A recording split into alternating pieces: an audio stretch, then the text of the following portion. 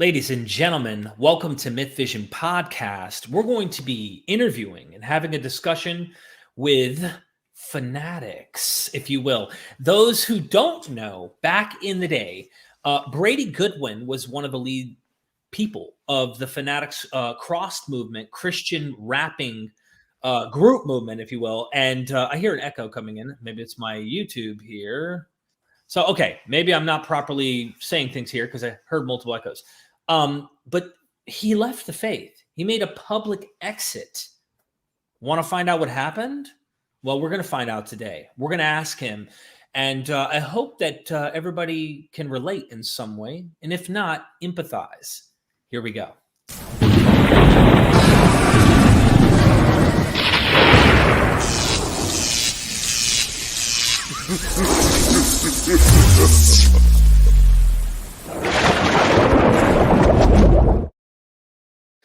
All right, I have Brady with me today. How's it going, Brady? Oh, what's up, my man? Thank you so much for having me, yo. Thank you. Yeah. I want to dive headfirst into this. I want people to know they can always go in the description, and we will mention the YouTube channel. Of course, we will mention the book. We will get into that, but let's just not waste any time. Let's get into your story. Who are you? And how did you become a Christian? What made you become a rapper? And you were nominated for actually getting a Grammy. I mean, you had some bangers, as people call them. Tell us about yourself and how you got into Christianity and how long that went, what kind of Christianity, all of that. Yeah, good stuff, man. Great questions. And once again, thank you for having me on. I've been watching MythVision for almost a year and just feeling that kindred spirit, the testimony, as it's called. And I started my book off as most Christians, former Christians would, not just with how I left the faith, but how I got into the faith, and then why I left the faith. So I have something similar to that here.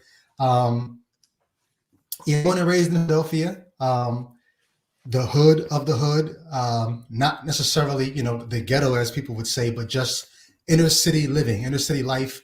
And I always tell people I was raised in two places. I was raised in the streets of Philadelphia, and I was also raised in church. I'm an old head. You could probably see from the gray in my beard. So I was raised in the early 80s, and most people back then, you had the streets, but then you also had your family taking you to church on the weekend. I was going to church every Friday, Saturday, Sunday. When I got into my teen years, I was going of my own accord. No one was making me go. My sister, I think, had stopped going at the time because my mother kind of let us, y'all are teenagers, y'all do what y'all want. My sister had stopped going, but I kept going mainly because there was a social circle at the church. Some of the same friends from school went to the same church. And somewhere around 15 years old, the youth pastor asked me to lead a youth service. And before I left the faith, I was a Christian for 30 years. As a Christian, I would say, this is how God got a hold of me. Now I look back and I say, okay, no, this is how I got a hold of the concept of God. But at the time, my youth pastor asked me to lead this worship service for the youth. And I was a very scheming individual. And so as a schemer, I said, ooh, I can do this youth service, and that will be my opportunity to get more buzz, more juice with the church girls. So I was like, yeah, I'll do it. I'll lead this youth service. And I was praying every night because my grandmother told me, if you don't pray, your soul's going to starve and die. So I prayed for those reasons only. But I never really talked to God on my own before. But when the youth pastor asked me to lead this youth service, I talked to God. I made a deal with God. I said, yo, if I do this for you, here's what I need you to do for me, right? Make this youth service, super spiritual so that the girls, church girls will look my way too. And I said, okay, I'm not going to curse this week. I'm not going to cut school. I'm not going to sleep with no girls. I'm not going to fight. All right, God, if I do that, you'll hook it up for me. But then, and this is how it all clicked, I said, okay, and I'm going to read the Bible this week so that I can have something deep to say so that they could really think, oh, he's really spiritual. And I made it through the week. No cursing, no fighting, no girls, no. And I said, oh yeah, I got to read the Bible. And so one day after school, I went home, I plopped open my Bible. And, if you open your Bible to the middle, you end up in the Psalms. And I end up in Psalm 90. And I read the first 2 verses. I couldn't get past the second verse.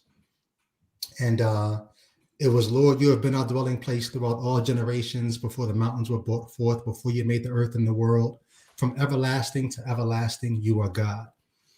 And when I read those words, from everlasting to everlasting, you are God, it blew my categories, because it painted this picture of God having no beginning and no end.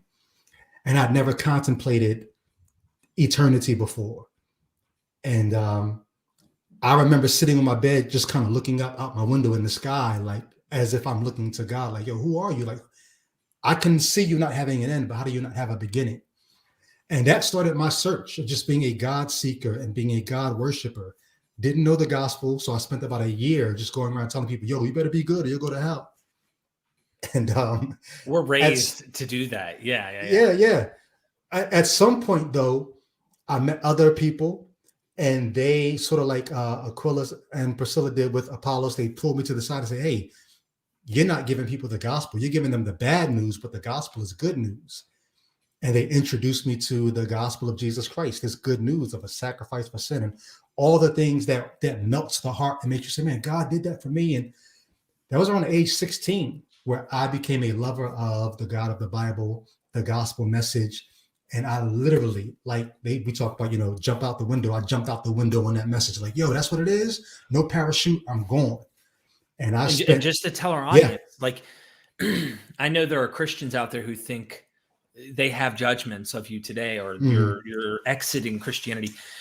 To keep it, let's keep it streets, right? You were as real as they come. Like, you were keeping it 100 with God. You were a legit obsessed about this, I suspect. I was at first I say I was a God lover. I love just this concept of a being who's uncreated. It blew me away. And then Isaiah 57, the God who inhabits eternity. So I was impressed with the God. When I got a hold of the gospel, that's when I became we call being sold out. Right. God did this for me. What can I do for him? I'm going to give him my all. I can't repay him. So I was repaying him with my life. I believed the gospel message. And I spent the next 3 decades of my life. You asked about me rapping. I did not rap before I became a Christian. I became a rapper because I met a guy who was a Christian and a rapper.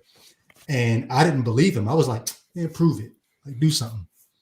And he spit a verse for me, and it was like, kill it. And I said, yo, I actually lied to this guy. Like, I said, yo, I'll do the same thing. I had never written a Christian rap in my life. But then me and this guy, we started a Christian rap group going all over Philadelphia, just rapping. And even he wasn't really up on the gospel. He was like me. He was he feared God. Like, you see in the book of Acts, he was a God-fearing person. And so we were going around giving this God-fearing message, and then we met others who knew the gospel. They put us on. We fell in love with the gospel message. And so when you say, was I real deal? I was as real deal as it gets, as real deal as it can be with someone who hears the New Testament message and senses this need for redemption. And as we all we talk about being at the foot of the cross, right? This sinner in need of a savior, and Jesus being it. That was me. And so I started rapping because I wanted to find ways to there was a book back in the day called Tell It Often, Tell It Well, where you just were training to give out this message. And I only got good at rapping because my appreciation for the message grew. And I said, yo, when my appreciation for the message was like this, then my attempts to tell it was, like this. When my appreciation grew, I said, it deserves a better effort. And I got better at telling it through rhyme.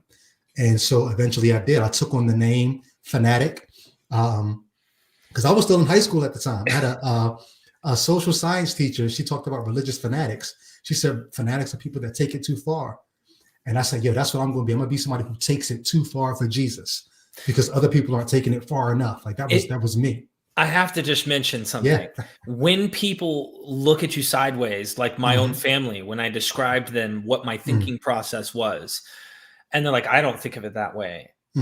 I hate to break it to them, as a serious student and person of the Word of God, quote unquote, is you aren't keeping it real. When you read it, when you actually absorb this material, there is no halfway, right? The way that you are approaching this, there is no lukewarm, right? You're approaching this, and it's literally take up your cross. And what does that imply? Even though it's anachronistic that Jesus is already going to die on a cross, it's literally be willing to die.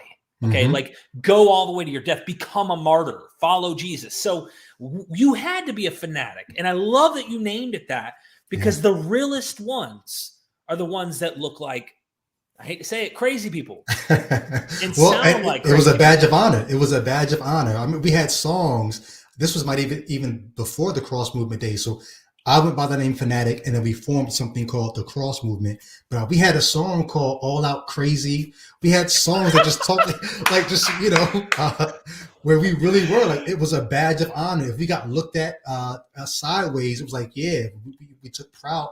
And then you're talking about back in the 90s. So this is back in the days when groups like Wu-Tang Clan and Nas and Black Thought, who now you see on Jimmy Fallon, like they were antagonistic towards Christians. Like you could not be Black in the inner city and be a Christian and be proud in those days. They made you be ashamed to be a Christian. They called it a white man's religion, and all kinds of stuff. And so here we called it sticking a flag in the ground for Jesus Christ in the inner city.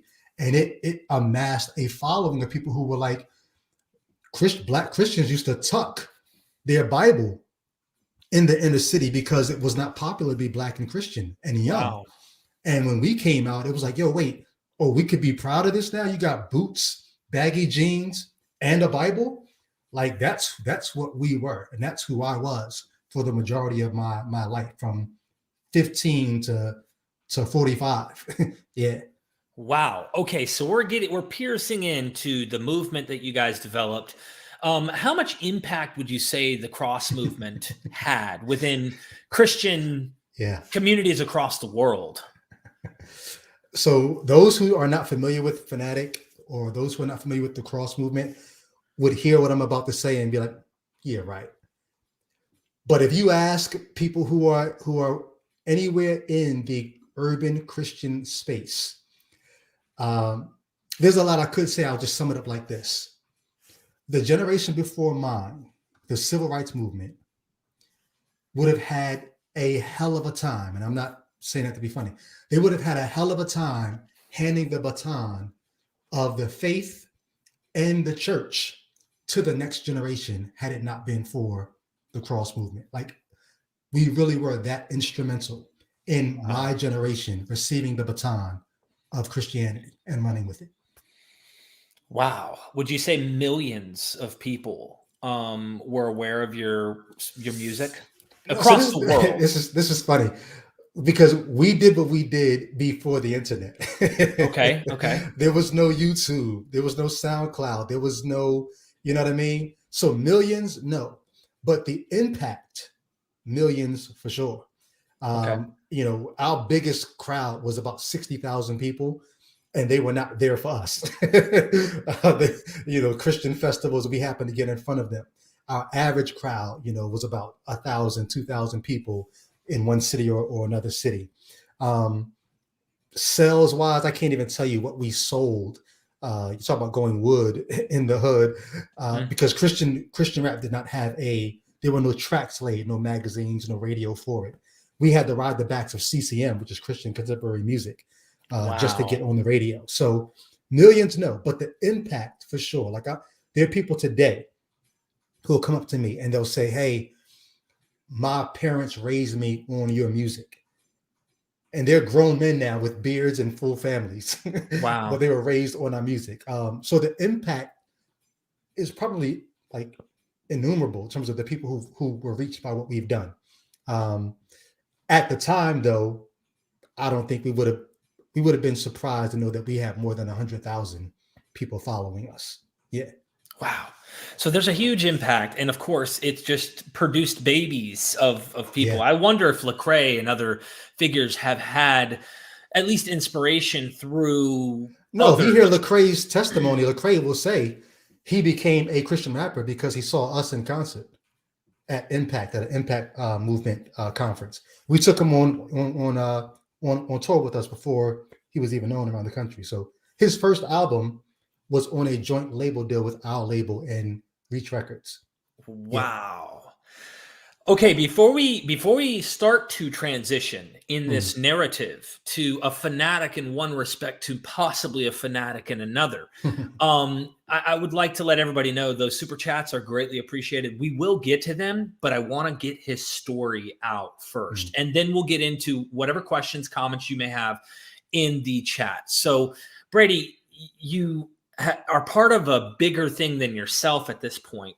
You guys are making a huge impact all over the world, it seems. I mean, I suspect mainly in the US, but there's going to be people all over the world that are being impacted. You're serious about it. Other rappers are openly saying, look, Christian rappers, like, they made me into what I am, or at least they impacted me to make me want to become something like them. And, you know, there's stories I've heard of other famous Christian rock singers, other people who've come out, and they all have a different way in describing what it was. So can you take us to that pivotal moment where you're all on for Jesus, and then maybe a time of your life where you the candle isn't burning so hot? I don't know. What happened that got you from here to, oh my gosh, like, you have a lot to lose, right? Like, if you're a Christian rapper who makes money through Christianity and through the Christian audience, you would imagine, like, why would you turn at a pivotal point where you're making an impact? And, you know, you're a pioneer. Yeah. Like, why would you want to go down in the halls of fame as Christian rapper Brady Goodwin, Christian for the rest of his life, made an impact? What happened to you, man? Yeah, great question. Great question. First of all, hardly no Christian rapper makes money through Christian rap.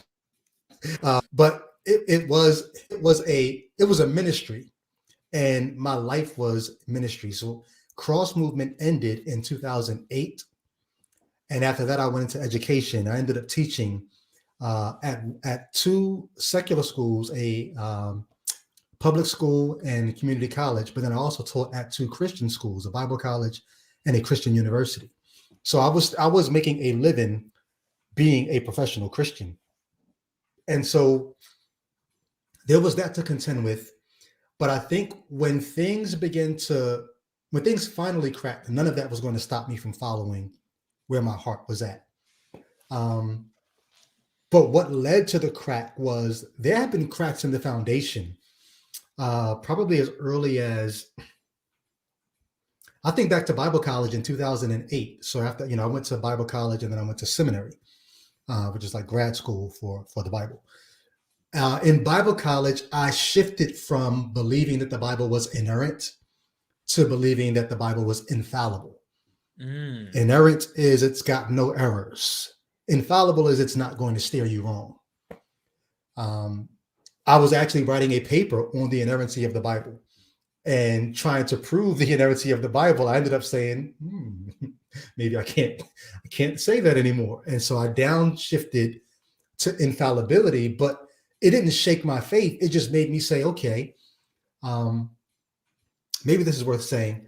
I'd had experiences as a younger believer where I was raised in a very charismatic church where people around me were speaking in tongues and prophesying and doing those kind of things. And I attempted to do those because I thought that's what you do, right? And so I tried to speak in tongues, and I faked giving words of knowledge. For those who have been Christian or charismatic, you know what that is. Basically, as if God has given you some kind of divine insight into somebody's situation. And I remember faking doing that and feeling, I hesitate to curse because I know some of my still Christian friends and family might watch this, but I felt real shitty about faking doing that kind of stuff. Right. And I remember thinking, this is a little odd. No one in these circles can tell that I'm faking this. And I wasn't faking it to be malicious or to be hypocritical. I just thought this is I'm trying to do what we do. And maybe the Spirit of God is just going to make my fake tongues real tongues. Like by the time it gets from my mind to my tongue to maybe it'll turn real just trying to be as real as I could be. I said, how come nobody here can tell that this isn't real? And so I stopped doing that this is very early on. I stopped doing that kind of thing. And I said, okay, maybe not all Christians have to do that. And then I find, Paul says in Corinthians, not do all speak in tongues. I'm like, oh, cool. We don't all have to do that. Cool. But I still treasured that in my mind, but I did it and they didn't know I was faking. So that made me always think from that moment on, okay, there might be some gray area here. It's not as black and white. That was, 25 years ago. But I think I carried that experience with me of maybe it's not as black and white as we're saying. Fast forward to Bible college, I downgrade from inerrancy to infallibility. And I didn't lose my faith. I didn't lose my zeal. I just said, oh, maybe it's a little more gray than I thought. Mm-hmm. And then only about 5 years later, when I'm in seminary, it really was seeing professors sort of bend over backwards to make room in Eden for evolution that made me say, you mean it's even more gray?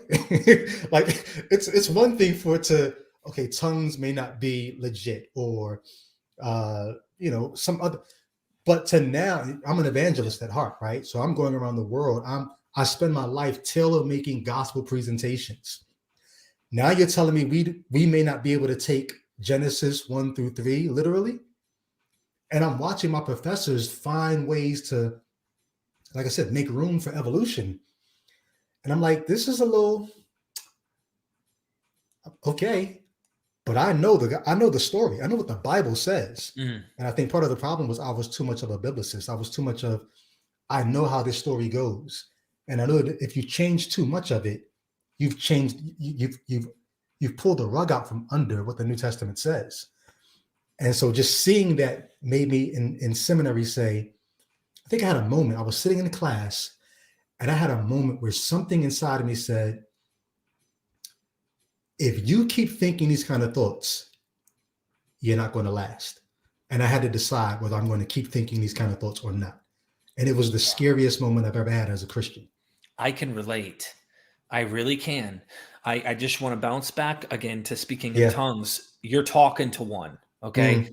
And I gibbered and I did the whole nine by myself a lot because they said it builds up your faith. Yeah. And oftentimes they would tell me you're speaking in the tongues of angels and God is actually answering unknown things that you need when you spoke in tongues. So sometimes it wasn't just, this other language that needed to be translated in front of a congregation, but a personal, private thing. Yeah. And when I did the whole, we called it prophesying, as you talk about a word from the Lord.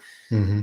I did, maybe looking back, I realized and used the terms faking it, but I would sit there and hope that words would come into my mind and then try to just say, and if it was quiet enough, the worship music had slowed down enough, there's just everybody speaking in tongues and stuff. And then it'd be like, thus saith the Lord. You start coming up with stuff that sounds biblical in your head and King James-ish, okay? Because I was a KJV onlyist. And you really are trying, you really are thinking, is God using me? But it's really your mental faculties that are trying to muster up the proper way of saying, thus saith the Lord. And there's a word from the Lord. And there's a learned behavior there too. I mean, you've seen it done enough so that you're just trying to, I'm going to do what I've seen done. And hopefully God will get involved if he's not already.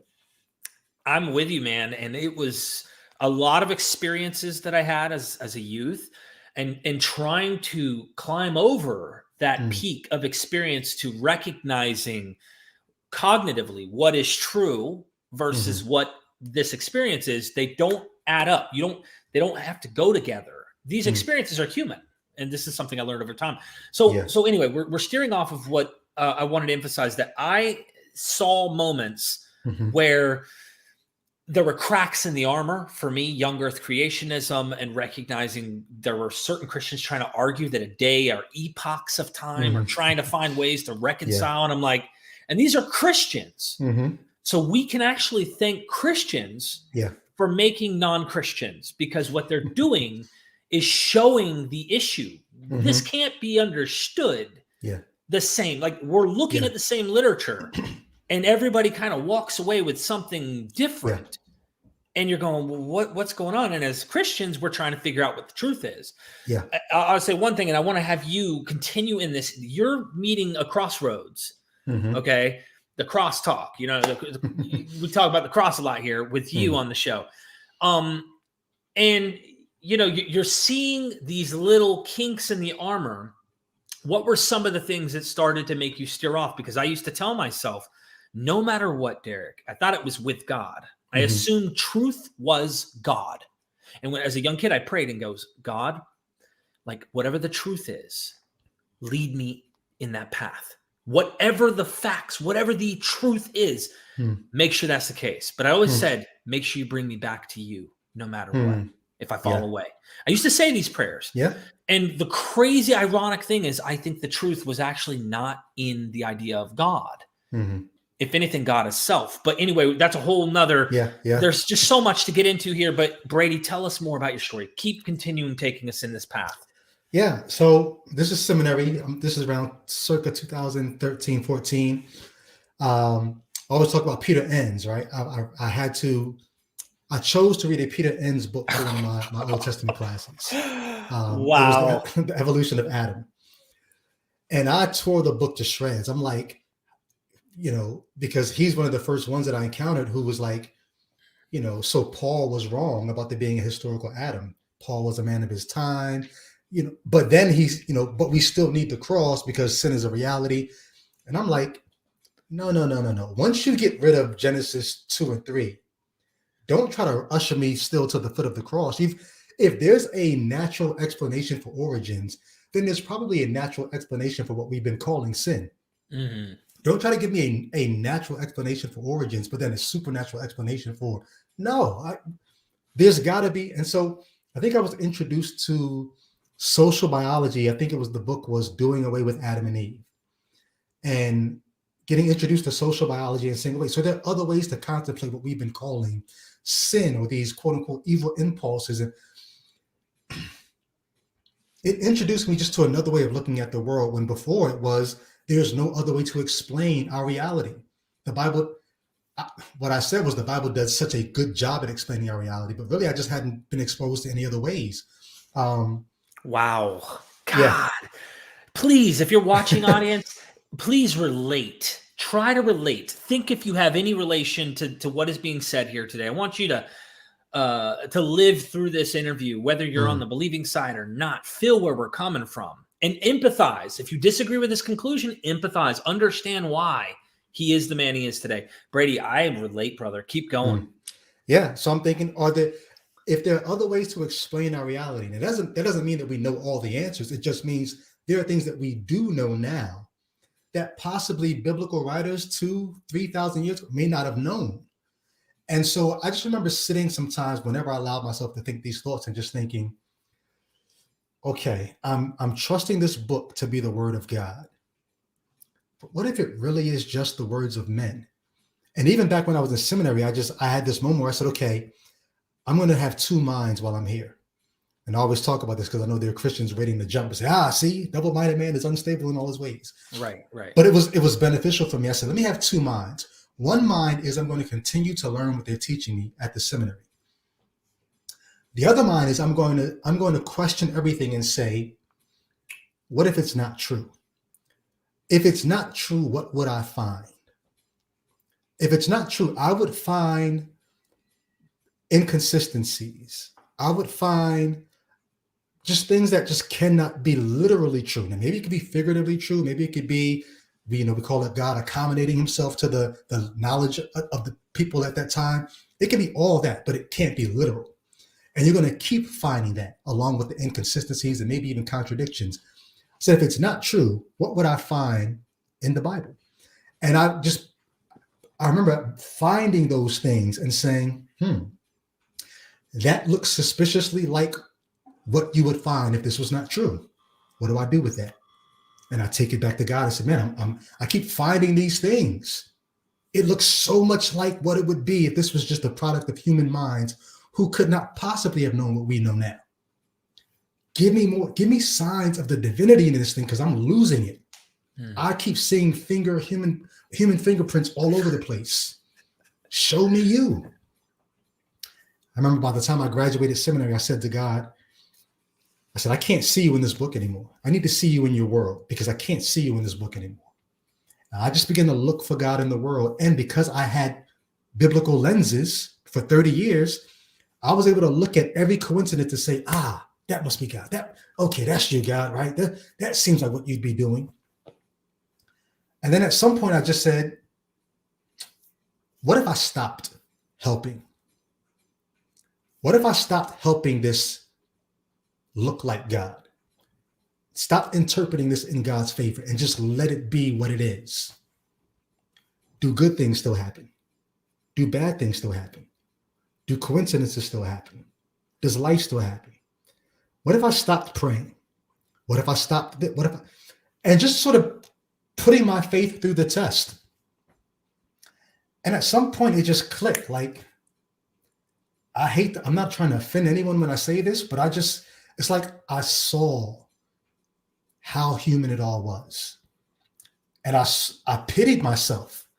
I like I said, if I'm just taking the writings of ancient men and calling it, Paul even said, if there's no resurrection, right, we're to be pitied above all men. I pitied myself. I said, they got me. These are the origin stories and the cultural consolations of a people group. And I'm sure it worked wonders for them. But all we're doing is finding ways to keep it alive for us when it's clearly dying. Clearly, we're finding out every day how something the Bible says is not true, cannot have been true. And we're doing our best to keep it alive. We're squinting our eyes and tilting our heads. And if you look at it like this, you could still hold on to it. And I just said, it took me to 2021. 2024, the cracks in the foundation were there.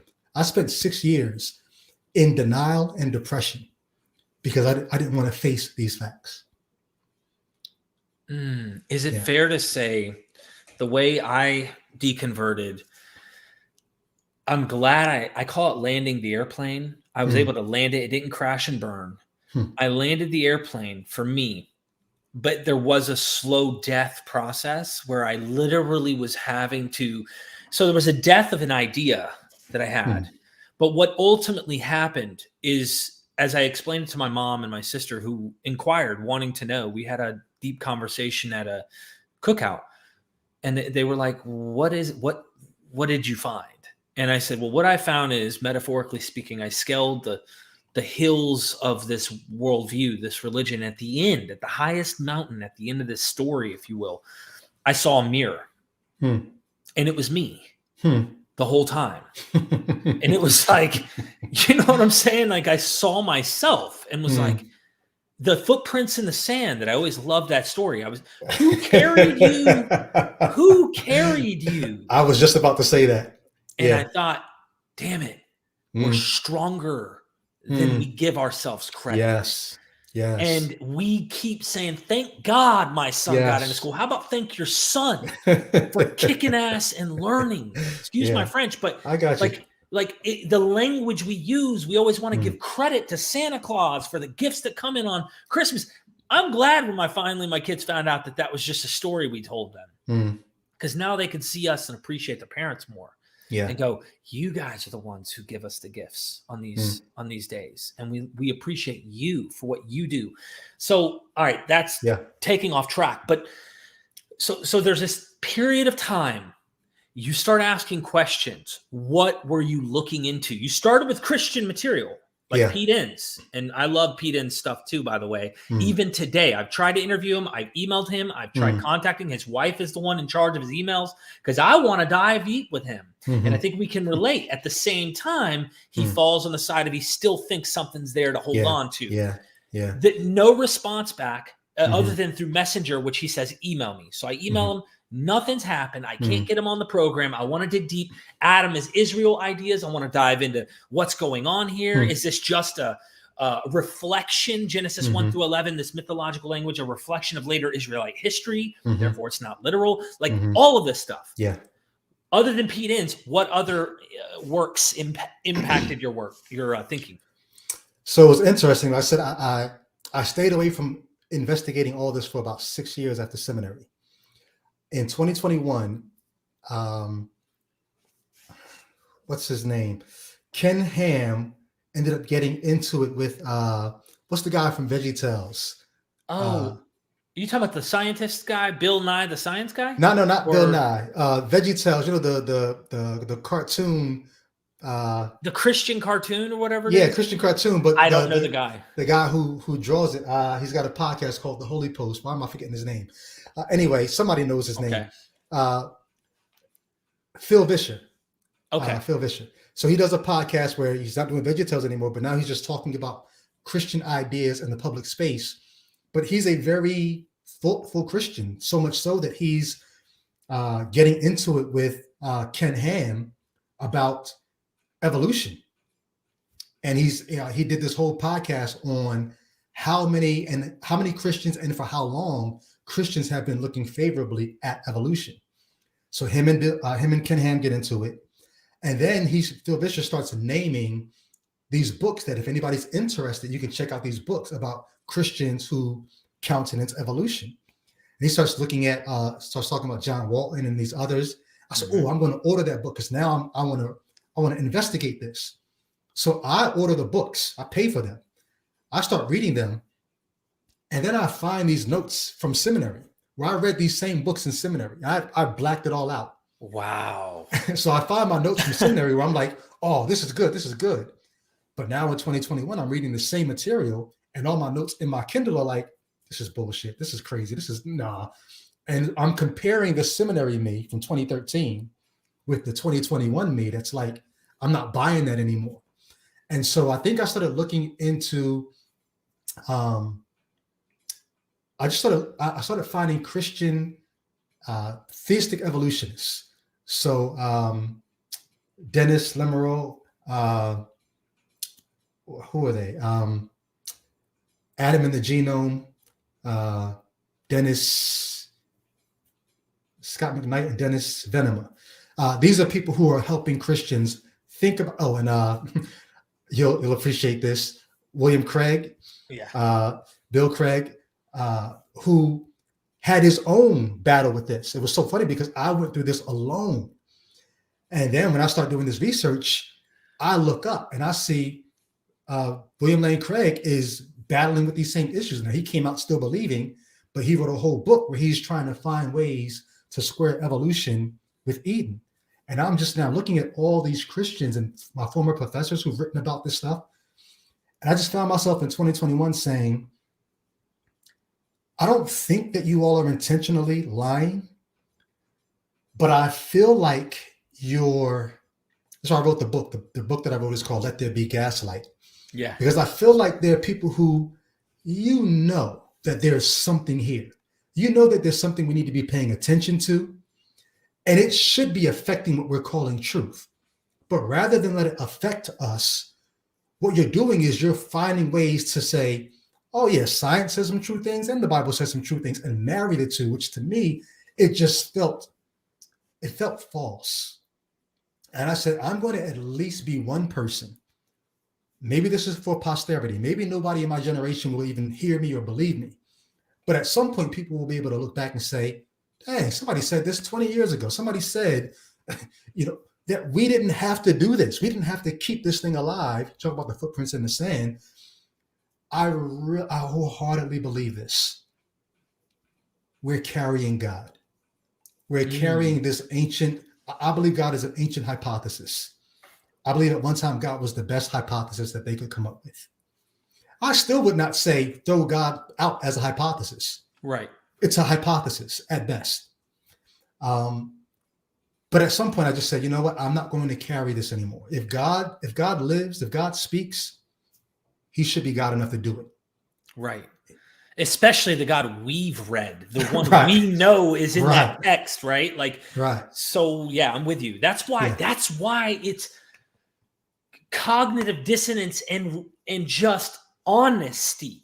And like when you are hitting it, man, it's like, I wish, I can understand why people still believe. And you could see that, and you should respect that, even if you disagree with the conclusion. You got to relate, you got to empathize. I'm an ex-drug addict, 7 years off heroin. I was injecting. I don't look at drug addicts and go, how the hell dare you injecting drugs into your body? Why are you sniffing that stuff? I know what it's like. I legitimately empathize. I understand. So my point is we should do better in trying to relate and empathize. At the same time, if only they could understand. You know what I'm saying? You wish they could understand. And that's the hard part. When my whole family sits around during Thanksgiving and they're looking at me and they're going, one day he'll get it. One day he'll come back. And I tell all of them, like, combined, I've forgotten more about the Bible than you have ever learned about it. And you're telling me that one day you're going to get it? Like, I'm going to get it? I said, it's narcissistic.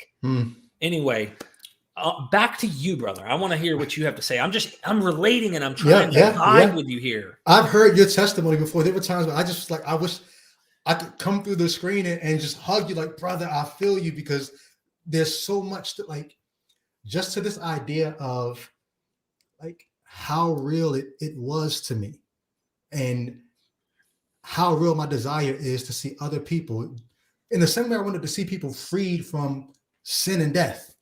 Right. I want to see people freed from ancient ideas, from ancient ways of understanding the world and understanding yourself, that to me, I'm looking at it now and say that was some of the most unhealthy self-talk you could have ever given yourself. That you're this lowly sinner and that you're never good enough, and God had to condescend to me, it's so damaging now. I think about the freedom I have now. I know people are like, what, are you free to sin? You can call it what you want. I'm free to live. Right. I'm free to live. I'm free to love. I have family members who, homosexual. I have friends who I'm free to love them without judgment, without, a 10-foot pole that keeps you at a certain distance. Wow. Yeah. There's so much that we were hard on ourselves because of the tools we were working with. We're dealing with the text, and we're trying to find a way to reconcile our lives to the reality of what we're reading in the text. And we're trying to be faithful to that text. We're trying to be, when I use the term faithful, there's an action there. We're not just, I believe. We went through the phases, I'm sure, of once saved, always saved, and do you have to live it out and stuff. But my point is being faithful. We wanted to mimic and try to imitate, and yet there were still these things that I asked myself endlessly going through puberty as a young man. Why? Why do I watch pornography? Why am I struggling going down to the youth group getting prayed over? I say this often, and I've come out saying this recently more often because I think it's healthy to be transparent. And people can mock and laugh, and people on the Christian side can say, that's the reason. There's the excuse. But I realize, what we are. We're not fallen angels or sons of God or fallen creatures. We're rising primates. And there's a big difference, I think. I think there's a huge difference. So I talked about this in one of my recent podcasts. Paul makes it seem like Adam and Eve became worse when they ate from the tree. The Genesis story doesn't say they became worse. It says they became wise. If there's anything I take from that, I do think that the ancients had this concept of there's something about humanity that if there were gods, they know that there's something about humanity that we're rising, not falling. They recognize that there's something about what humans used to be, whether it be barbaric or whether it be we're becoming more civilized. There's something about us that's getting better. Right. Even when you look at ethics, the biblical ethics in the Bible progress. Yeah. And so Christians often, even if they're less ugly, they're right. Yeah. But they make it seem as if God's morality in the Bible is just this black and white. It always is. No, you see generation after generation in the Bible, ethics progress. There's something about humanity that is progressing. I don't know what we're rising to, what this whole thing culminates into, but I'd rather take our cue from what is as opposed to what ancient people thought was. And people often today look at me and they say, you're arrogant for thinking you could ever speak against God. And I'm like, it's funny. You didn't think I was arrogant when I was me, a human being, a fallen, fallible, finite human being. You didn't think I was arrogant when I was going around the world presuming to speak for God. But now that I have the wherewithal to challenge what's being called God's word, now I'm arrogant.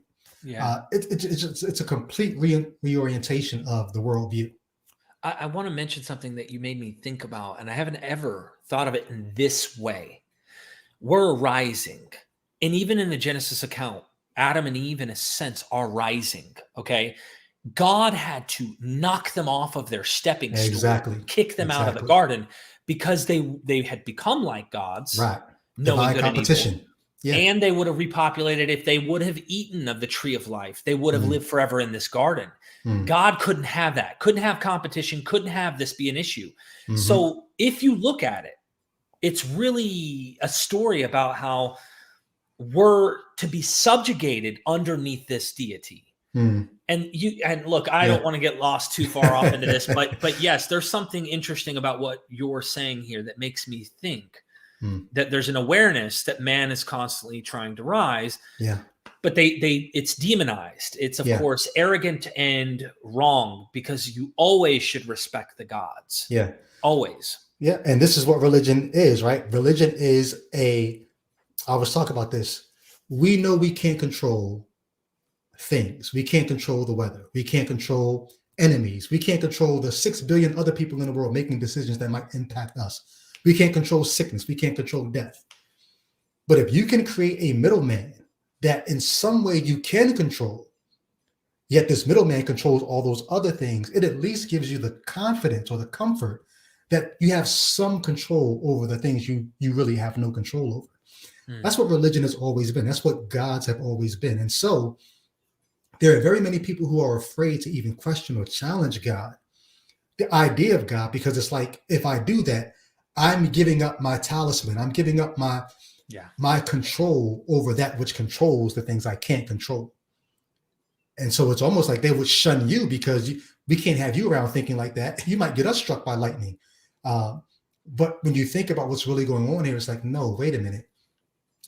I remember, Paul Tillich and the liberal theologians I was trained to stay away from. Me too. Boltman, what they would say is the whole purpose of humanity is to learn to live authentically.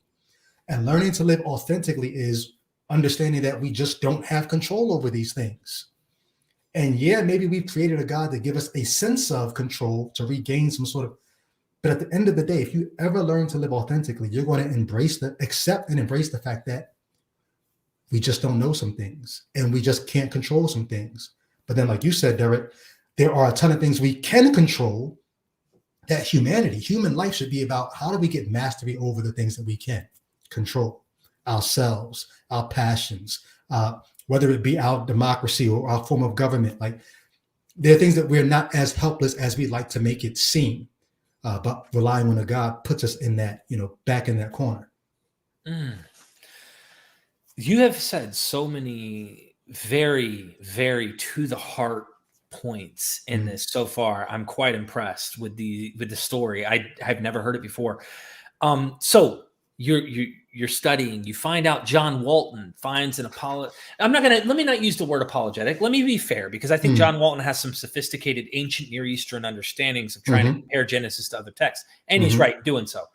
But it divorces Genesis from having to be caught up in that debate for purposeful reasons. Exactly. We don't want Genesis to be in competition with science because we know the evidence, the empirical data is on the side of observational fossil records and you name it, versus what we're trying to understand Genesis as. So we need to go back to what it meant and compare it to ancient Near Eastern literature and show it's not ex nihilo cosmology. You name it, the list goes on. Yep. John Walton's on the table. You talked about Peter Enns. Is there any other scholars, and maybe you can lead up to that while you're studying and comparing it to different scholars? You kind of discovered MythVision at some point too, but it'd be interesting to hear how that comes in. So the book that I wrote is actually me arguing with John Walton and John C. Collins and John Lennox, you mean? No. So John Collins? Not John Collins that you often have on your. There's another. Sorry, it's C. John Collins. He's a Oh, okay. yeah. He's a evangelical, almost fundamentalist, but I think he kind of would bulk against that term. C. John Collins. He's one of the trusted Old Testament scholars for evangelical Christianity. People like Bill T. Arnold, whose textbook was handed to me in Bible college. Vern Poitras, who teaches a class on science at Westminster Theological Seminary, who taught hermeneutics at the seminary when I was there. And probably a host of others. One of my former Bible college professors, John. A lot of these guys are named John for some reason. There's so many Johns. John Soden, who wrote a book called In the Beginning We Misunderstood. These are all the people who are going back to Genesis to try to find ways to show, based on the ancient Near Eastern mythology, how can we understand it? One of the things I realized, though, was a lot of the Old Testament guys, they do a good job at showing Genesis in its context. They do a terrible job of showing, okay, then how was Paul still right when he said what he said in Romans 5? Right. And so once you go to the New Testament, it's like, wait, are we taking this thing literally or not? Like, which is it? Yeah. So it was these guys. And so my book is me kind of arguing with them and basically saying, here's why your arguments are not convincing. Here's why I don't want to make it seem like they're doing something insidious here, but here's why I'm not buying it. And here's why I hope other people won't buy it either. But as I think I went through the process of writing the book for most of 2021. And then in 2022, January of 2022, my former church, because I was still going to church, but I guess because of COVID, I wasn't there as much. They kind of bought me some room. Yeah. Because I knew I was deconverting. I knew it. Probably about February of 2021, I knew it was over for me. But I was trying to see if I could maybe be a liberal Christian. Liberal theology, I mean. Right. I knew that path was not going to be open to me, but let me just see. So all of 2021, I'm researching and writing the book. I wish I had a MythVision or Apologia, Joshua Bowen. I wish I knew you guys back then, Matt Dillahunty. I wish. 2021 was a dark and lonely year because I'm reading all these things on my own, just trying to, I could probably flip to my bibliography to see who else I'm reading here, but there's a bunch of other people. So January of 2022, my church, former church, said, hey, if you don't believe anymore, you probably need to write a letter to the church just saying, you're out. To the local church, not like the world, just local church, because we have to vote you out of membership. I said, yeah. It was the pastor. The pastor and I met. I'm sorry, it was December, almost a year ago. It was December 2021. And me and the pastor met, coffee shop. He said, yo, so where are you at in your process? I said, it's a wrap. It's over. He said, wait, so no like I know you got problems with Genesis, but are you saying no resurrection of Jesus? I said, listen, man, I was a Bible believer. Like, I'm not a partial, I was a whole Bible believer. Paul said the God who created the world and everything in it and every person and made from one man all the nations, that God is the one who raised Jesus from the dead. So if all those things didn't happen, where's the power that raises Jesus from the dead from? If Jesus is a continuation of that God's fame, to me, that God doesn't have any fame anymore. So how am I going to get to the New Testament and still believe? He said, so even the resurrection. I said, yeah, even the resurrection. I don't believe it. He said, well, you probably need to write a letter to the church, letting the church know that. I said, all right, cool. Wrote the letter. I did not know he was going to read it to the church in the very next. Well, maybe I did. I didn't know it was going to happen so soon. The very next week, he read the letter to the church. There was tears. And I had been preparing my Facebook community. That's how I keep in touch with the world that still knows me as a Christian. I had been kind of slowly but surely unfurling my disbelief all throughout the year of 2021 so that they knew something was coming. But when they read the letter to the church in private, some of the church members, they went out and they just started spreading the word. Yo, you heard, Brady's not a Christian anymore. Yo, Phanatik's not a Christian anymore. And so friends of mine started getting phone calls saying, hey, so-and-so was calling me, asking me, are you still a believer? And my friend knew that I was not. But it was like, what should I tell them? Because these are people who are just random people now. Mm-hmm. I said, okay, I probably need to put out a message to everybody. So I put out a video, my deconversion video. But I said all that to say this. A week before I put out my deconversion video, there's a former fan. He was a fan of my Christian rap. He's now a non-believer, atheist. And he had been kind of paying attention to my Facebook all year. Like, yo, you sound like you might be where I am, but I hadn't said anything public yet. A week before I put out my deconversion video, he turned me on to Matt Dillahunty. And so that was January 10th, 2022.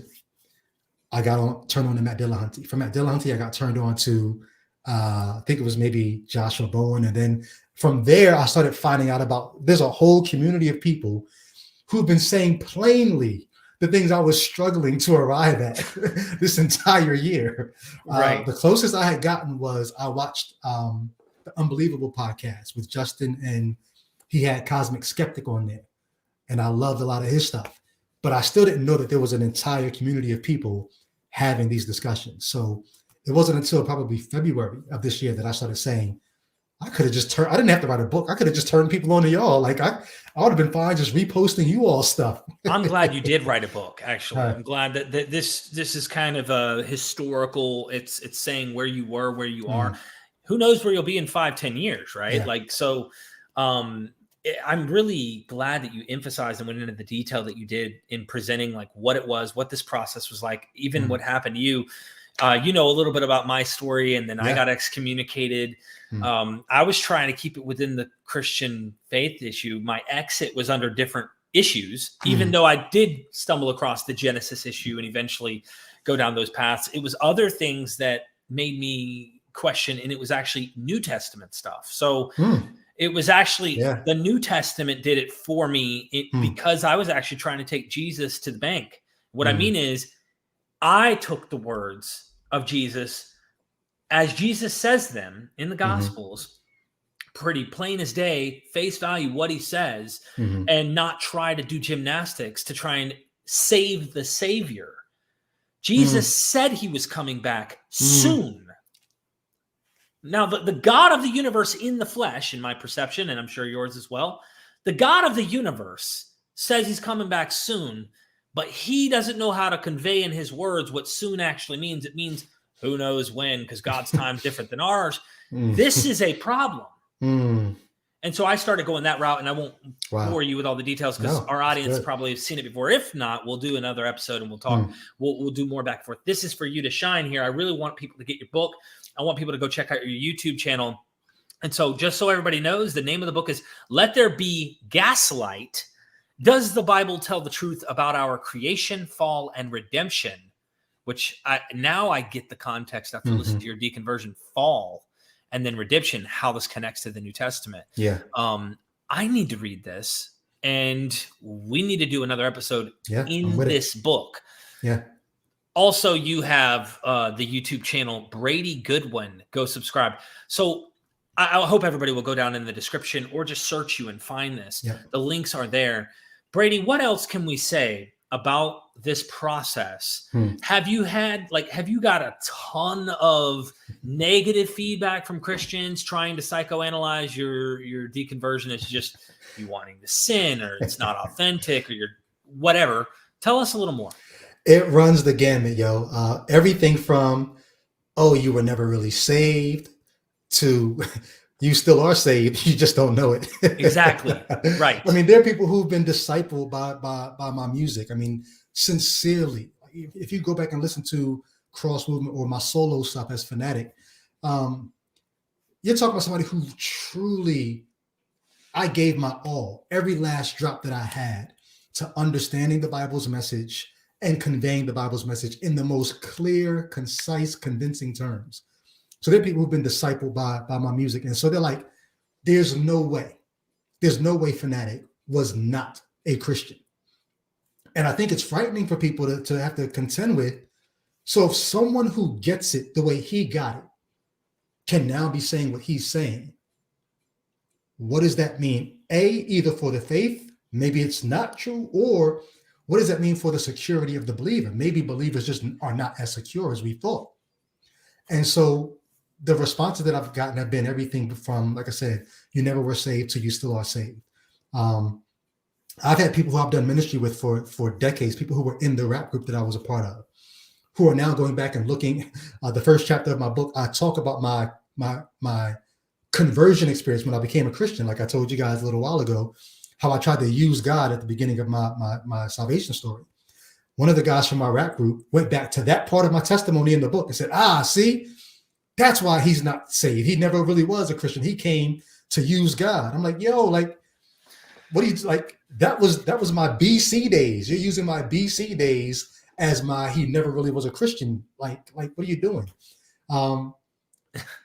Yeah, so the responses have been all over the map, but I've had very great dialogue with Christians.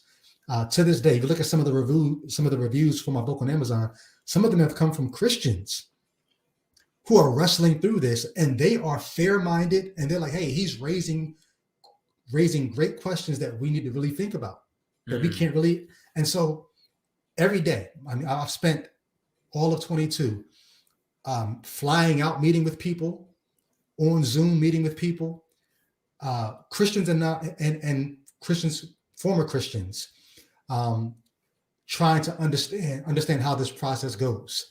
People I've never met before, people who were fans, having these kinds of conversations. There are people who, believe it or not, I actually talk out of deconverting. Like really? I've taught several people, at least I've tried to talk them back into the faith, because for me, their reasons for deconverting were not the kind of reasons that last. It was church hurt. It were things that I'm like, if that's why you're deconverting, you'll be back in the faith in another year or two. You'll just have to find the right group of Christians who will love you the right way. And if the reason you're deconverting is not because you have a problem with man-made gods, and who am I, right? I'm nobody. But I personally look at you're like, that's not going to last. Something else will happen. You'll have a time of need, a time of something will make you go back. You know you're ready to deconvert when you have a time of need, when you're sick, when a loved one is dying, when you have a time of great need, and you would normally cry out to God, and nothing in you can find a route back to that. That's when you know you're ready to deconvert.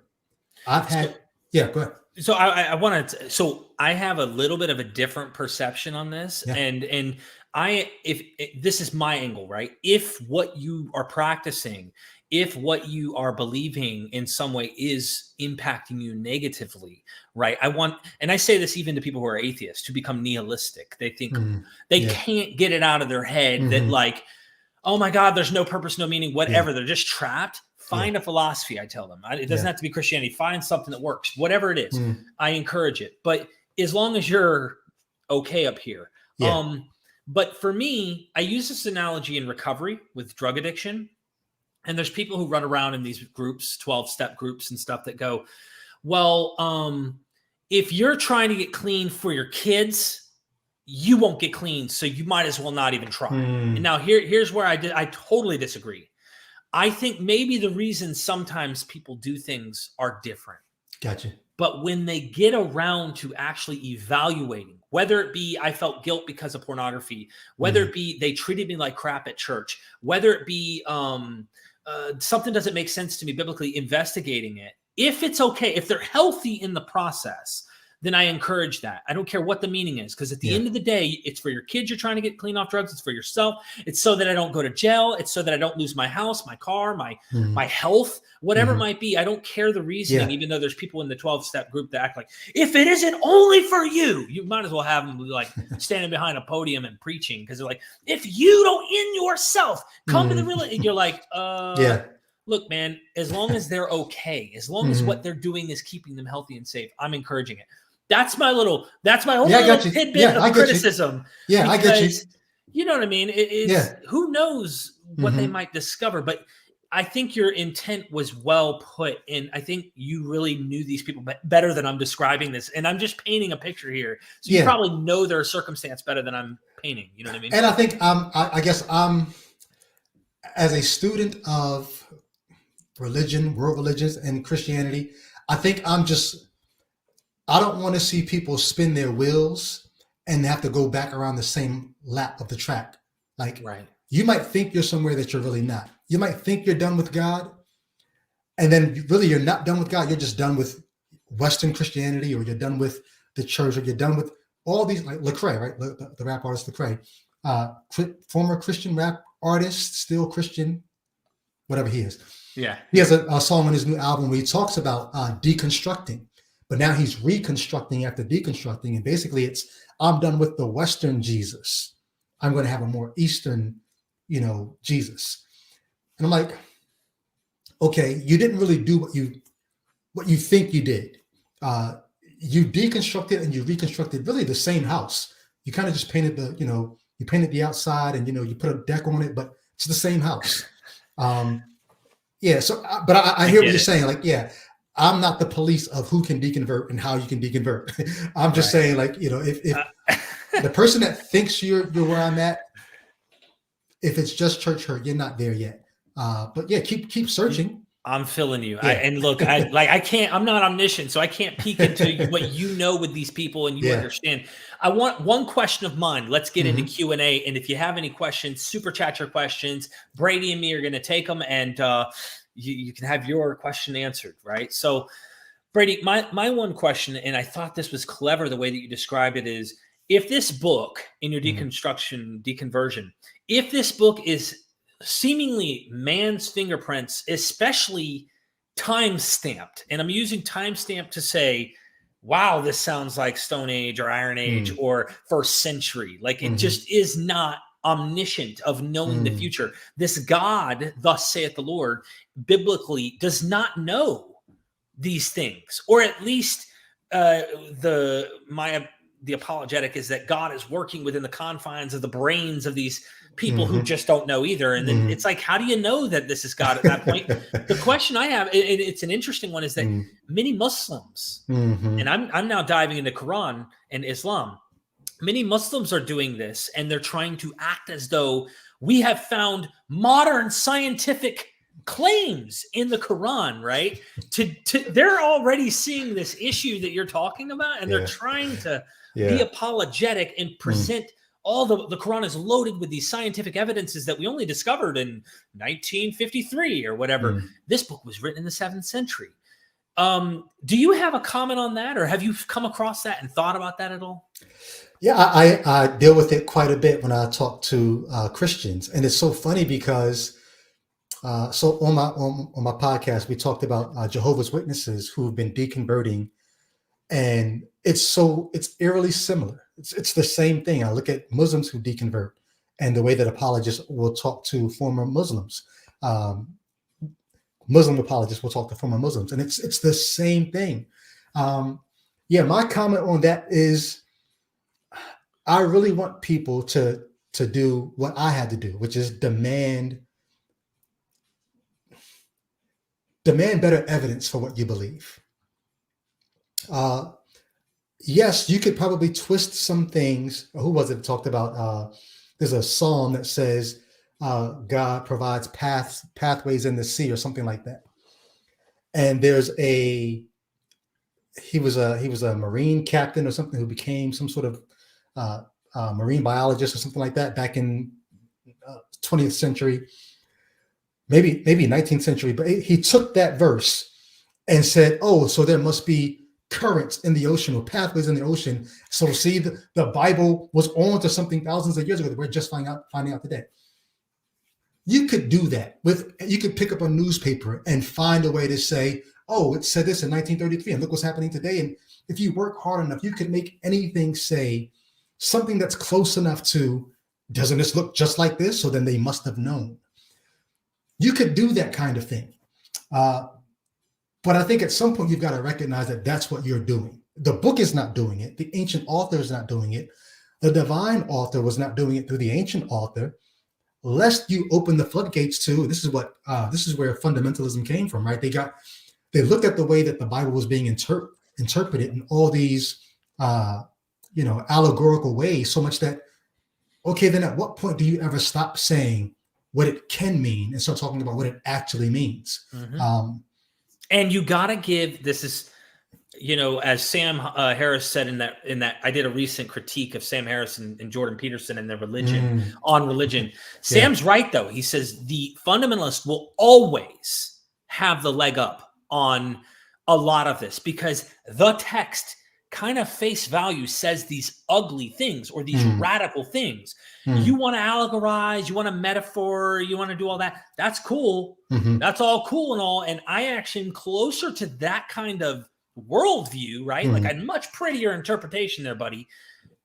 Fundamentalists are much closer, though, to like they'll always have that text, right? And they can always go, see right here, nice try. The word of God says. And it's like, is it not just our text? Can we finally recognize the literature itself is inherent with these problems? Yeah.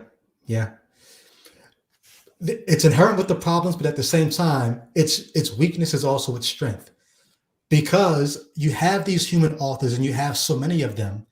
And even within the same book, sometimes you have multiple authors who, works have been taken and piled together.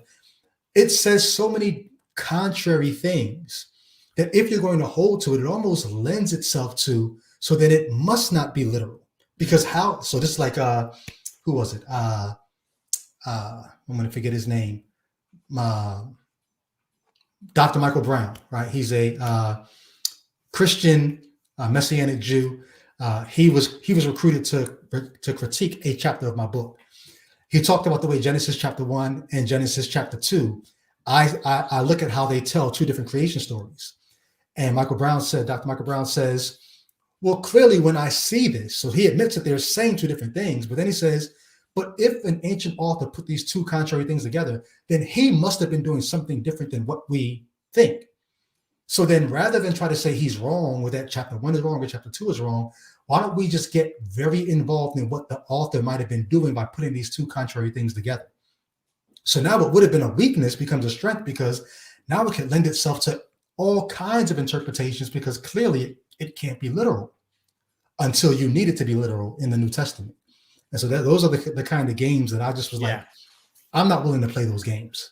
You can do that all you want. If you find aliens, maybe you can find a verse in the Bible that says, hey, God's thoughts are higher than our thoughts. His ways are higher than our ways. Maybe God's ways were so much higher that he had life on other. You can do that ad infinitum. I spent 30 years doing that. I don't know how much life I've got left. I'm not going to spend that much more time playing those games. Wow. Well put. And I'm going to move into Q&A because you and Neil never end. I really, really appreciate that. Hit the like button, check out his book, and subscribe to his YouTube channel. Join the Patreon here at MythVision. Secular Sakai, I hope I'm saying that properly. Secularism and Logic for Life. Thank you for that super chat. Aaron Colson, Brady has a great story. Thanks for sharing it, Derek. Thank you, Brady, for coming on and finally doing this. Yo, thank you for having me, man. This has been my pleasure and something I've been looking forward to for quite a while. I really appreciate that super chat. Digital Hammurabi in the house. Oh, good grief. Atheist again? Brady probably left the true faith because he wanted to sin, just like Derek. Suppress that truth and unrighteousness. So Digital Hammurabi, great name. Dr. Joshua Bowen there, one of my favorites. I will be honest. Like, I have a good friend of mine who's on my podcast who, he's like, I have a good friend who tells me, whatever you do, live the rest of your life above boards, because anytime you ever do fall, if you curse somebody out, there are people who are going to want to use that against you to say, see, this is why because you wanted to. Yeah. I'll just be honest. There are quite a few sins that I'm glad I can now do without guilt. Like, there are people who want me to never sin again, because if I do, it takes away from my not believing. I could care less. I'm going to live my life and I'm going to enjoy. Look, let me reverse that just for fun here. How much sin did you actually do while you were a Christian? Probably just as much. Exactly. So I didn't have to disbelieve to sin. I sinned before. Right. Right. And I use sin in the definition within the worldview. So I'm with you, man. I'm with you. And they'll use anything they can. Funny thing is, in my deconversion, I helped more people than I ever did while a Christian. I mean, literally, my deconversion process happened while I was getting off drugs. And I returned all of that by giving back to those who struggled with addiction. And I still do today. Wow. My sister, which she's public about this, she's all about it, relapsed on meth about 4 years ago, right before COVID, and got trapped. Meth and fentanyl. Recently got her into rehab, helped get her clean again. Just people all over the world, they'll reach out and get help. My point is like, yeah, I still make these. If I was a Christian, you go, oh, that's a sin, or that's wrong. But I do a far more good today than I did when I was this Christian who was obsessed about trying to follow God and all these rules. So you could shove this statement where the sun doesn't shine. No, Dr. Josh is great. Go subscribe to Dr. Josh. We love you, man. We love you. He loved your movement, by the way, back in the day as a Christian. I'm sure he's told you. Well, Dr. Joshua Bowen, he was on other Christian rap. He was on T-Bone and people like T-Bone, Gospel Gangster. He was up on those guys. He was not a cross movement fan. And I actually told him when I first talked to him, he didn't know about cross movement back when he was a Christian. Oh. And I told him we were so evangelical that if he had been a cross movement fan, he probably would have never deconverted. Like that's how. Wow, Dr. Josh, love you. Thank you so much. Satan in the house with the 666. Really appreciate the super chat. Funny how Christians say fake it till you make it. Then when you don't make it, they just accuse you of faking it. I don't think you faked it. I mean, obviously, initially, there's this idea of like, I'm going to see I'm going to give this a shot. I'm going to try it out and see. And then boom, you're sucked in. You're full on really about it. And that's another thing in the recovery community. They'll say stuff, don't fake it till you make it. There's that slogan that runs around like fake this recovery thing until it'll click one day and you'll finally be off drugs and want to stay off drugs. And people go, don't fake it. If you don't mean it, don't do it. And it's like, no, like whatever works to keep you alive is what I'm hoping, you do. And lest anybody be confused, when I talked about faking it, I did not fake my Christianity. I was faking the things that I saw Christians doing, the supernatural things, the gifts, the sign gifts that I thought I was supposed to be doing. Fake those. I did not fake my belief. I did not fake my devotion to the person of Jesus Christ. I did not fake my devotion to the Bible. I didn't fake that at all. But there's something to this fake it till you make it. We're on MythVision, right? Yeah. This idea of people needing meta narratives, people needing stories. You talked about if it gets somebody off drugs, if it gets them out of the gang, if it gets them. I've had to think about this for my own life, no longer believing the Christian mythos anymore. What is my story going to be now? And I think that there's something to being able to say, you know what? I'm going to devise my own myth, my own story of, why do things still matter? Why does my life matter? Why does being okay with that, being okay with being able to say, this is what makes sense to me today. And I'm growing in how I'm putting my world back together now. So, yeah. I love that. I love that you say that. And I've given us analogies of how we are story people. We love a narrative. We spin up a narrative. An event can happen. You think, man, I spit some game. That girl was loving me. And, 3 girls were on me that night. You make up something. Next thing you know, your friends, if there was a video camera playing, they're like, you lied, but you do it and it's natural, whatever the story may be. I'm using just an example, or a fight, and what I do is I hit him here and then, whatever. But yeah, it's in our nature. I really think that we want a story, and it's good to give ourselves that. Yeah. Thank you so much for that. I appreciate it. Satan. Welsh Backgammon. Thank you for the super chat. I really appreciate it. I did not see a comment. Just showing some love in the house. Just showing love. Secular's back again. Don't forget to share this video on all social media, Discord chats, and other places you can, everybody. Thank you.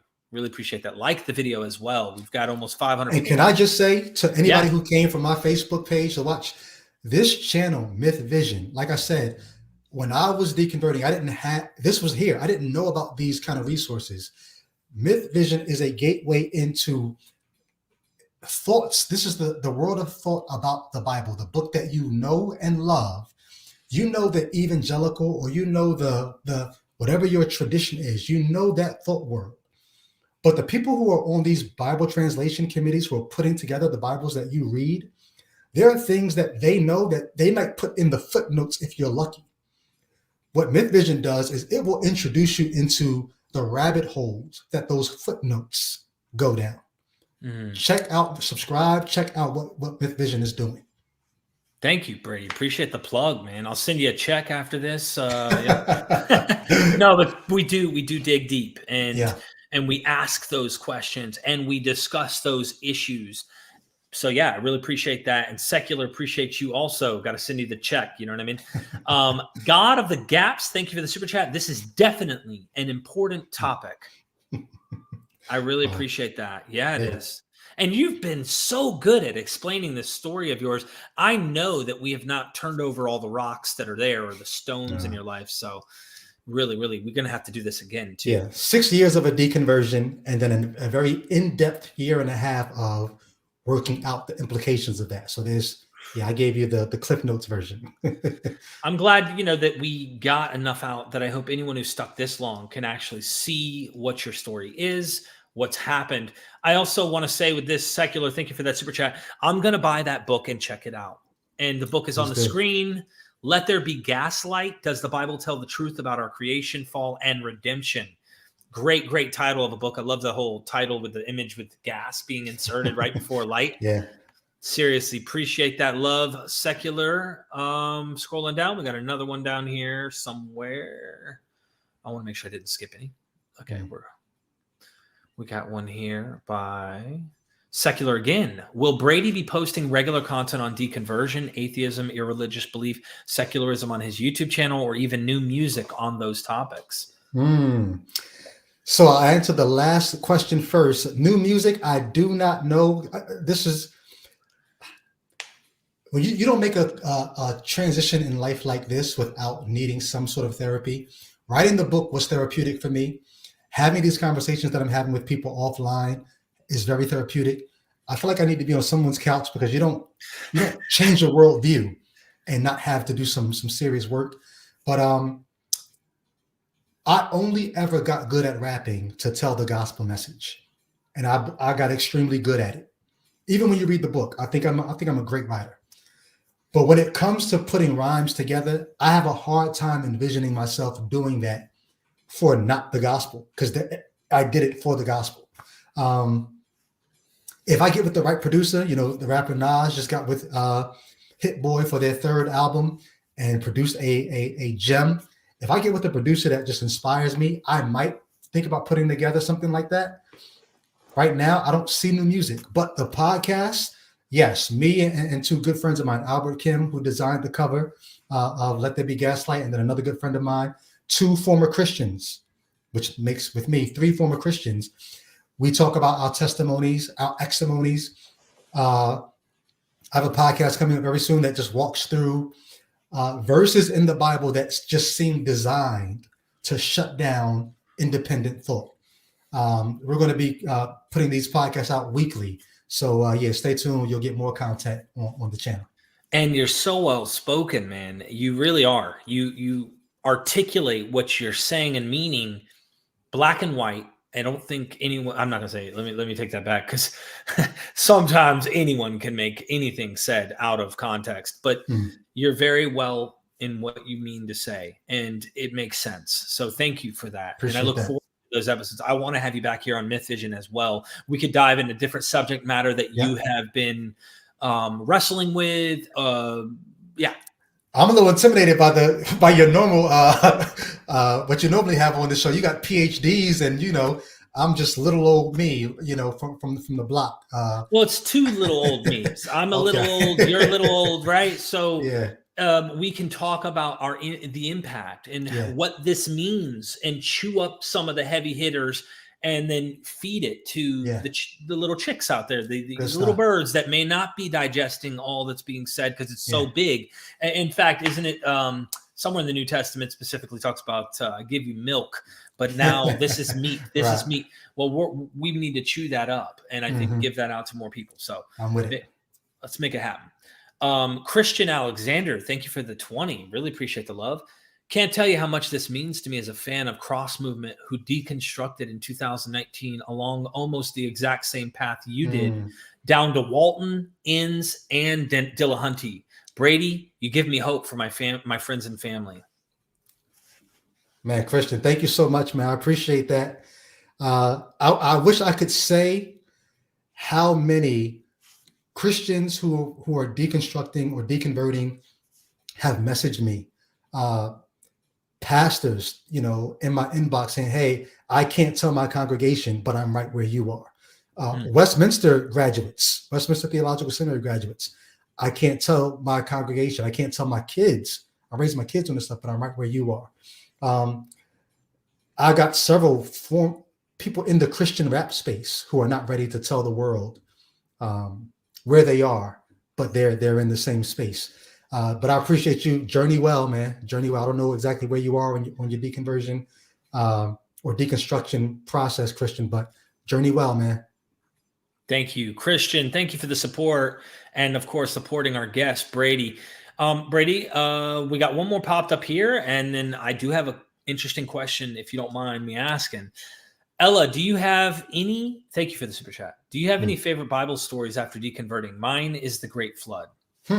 Wow, that's a great question. This is a weird way to answer this question.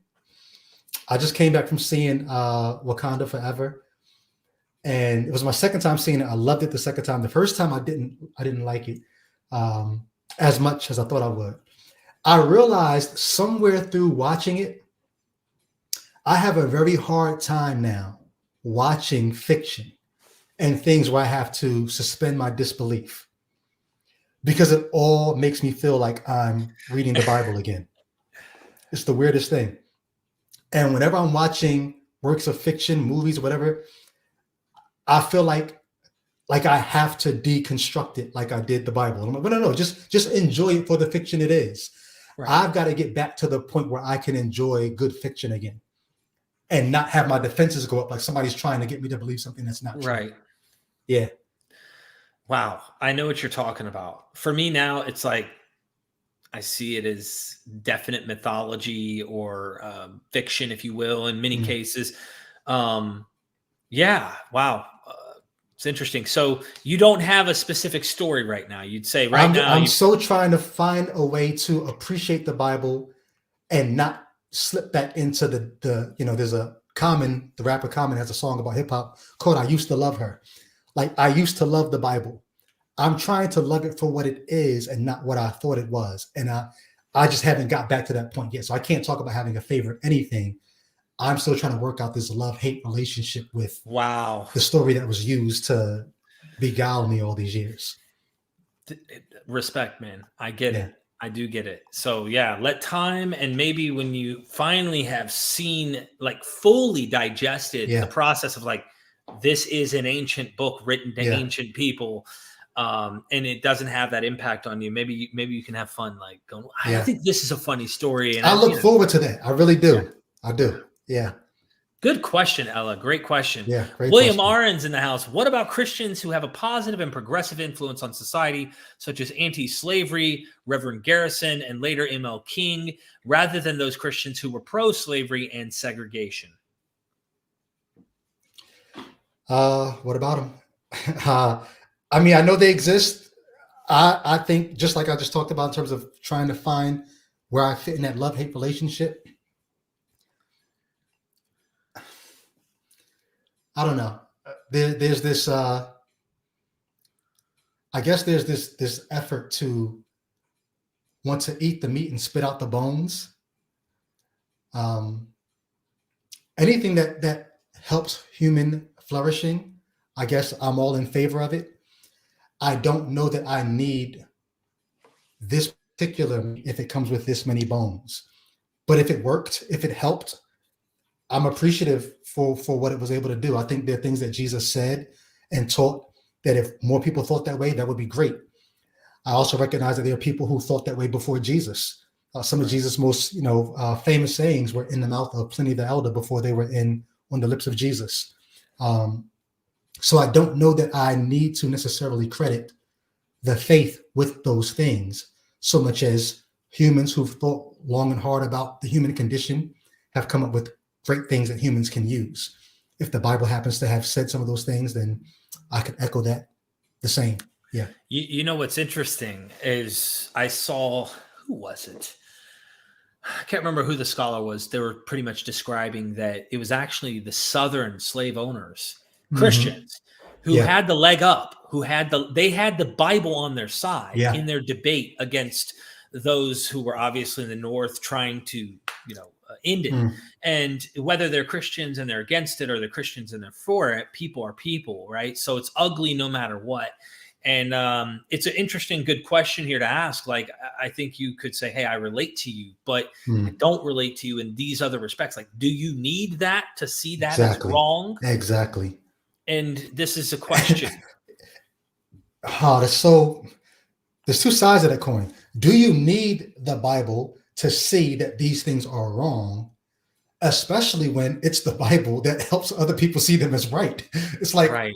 What do you want to do? What are you going to do there? And what about the idea they go, Christianity is what made slavery end? Why did it take 1900 years?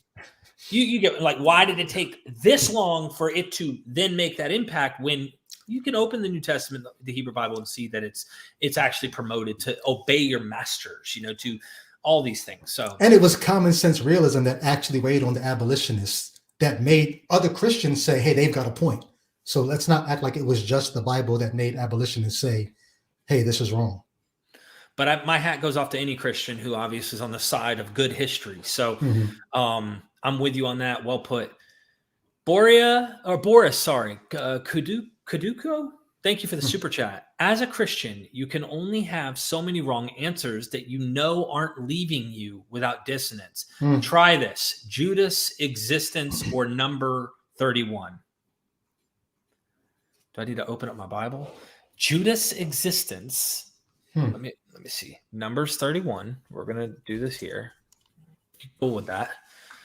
Vengeance on the Midianites. The Lord said, take vengeance on the Midianites for the Israelites. After that, you will be gathered to your people. So Moses said to the people, arm some of your men to go to war against the Midianites so that they may carry out the Lord's vengeance on them. Send into the battle thousands of men from each of the tribes of Israel. So 12,000 men armed for battle, 1,000 from each tribe were supplied from the clans of Israel. Moses sent them into battle, 1,000 from each tribe, along with Phinehas, son of Eleazar, the priest, who took with him the articles from the sanctuary and the trumpets for signaling. Yeah, this is a pretty long chapter. I'm not going to read all that, but it goes into a lot of different things here. Do you think you understand the question?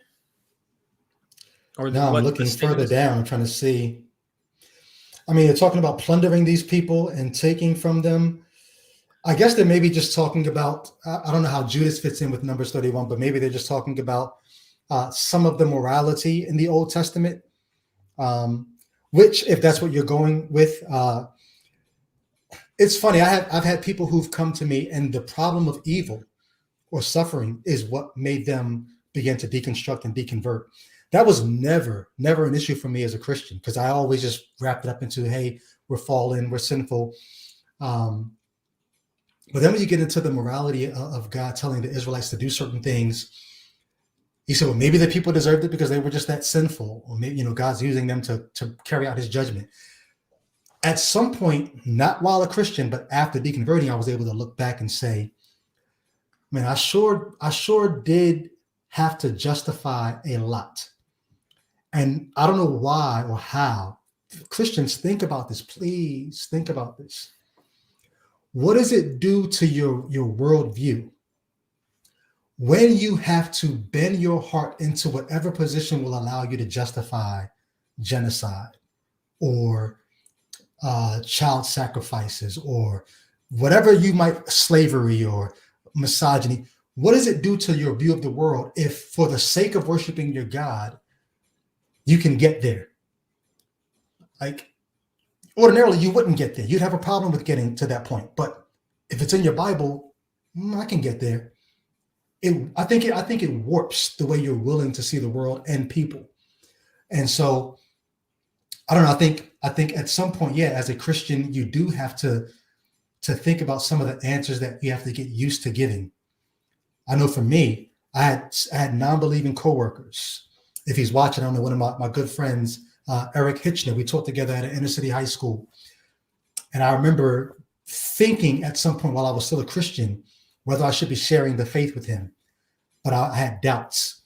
And I remember just thinking, like, I love this guy. I don't want to lie to him. I'm going to have to, I might be lying to him.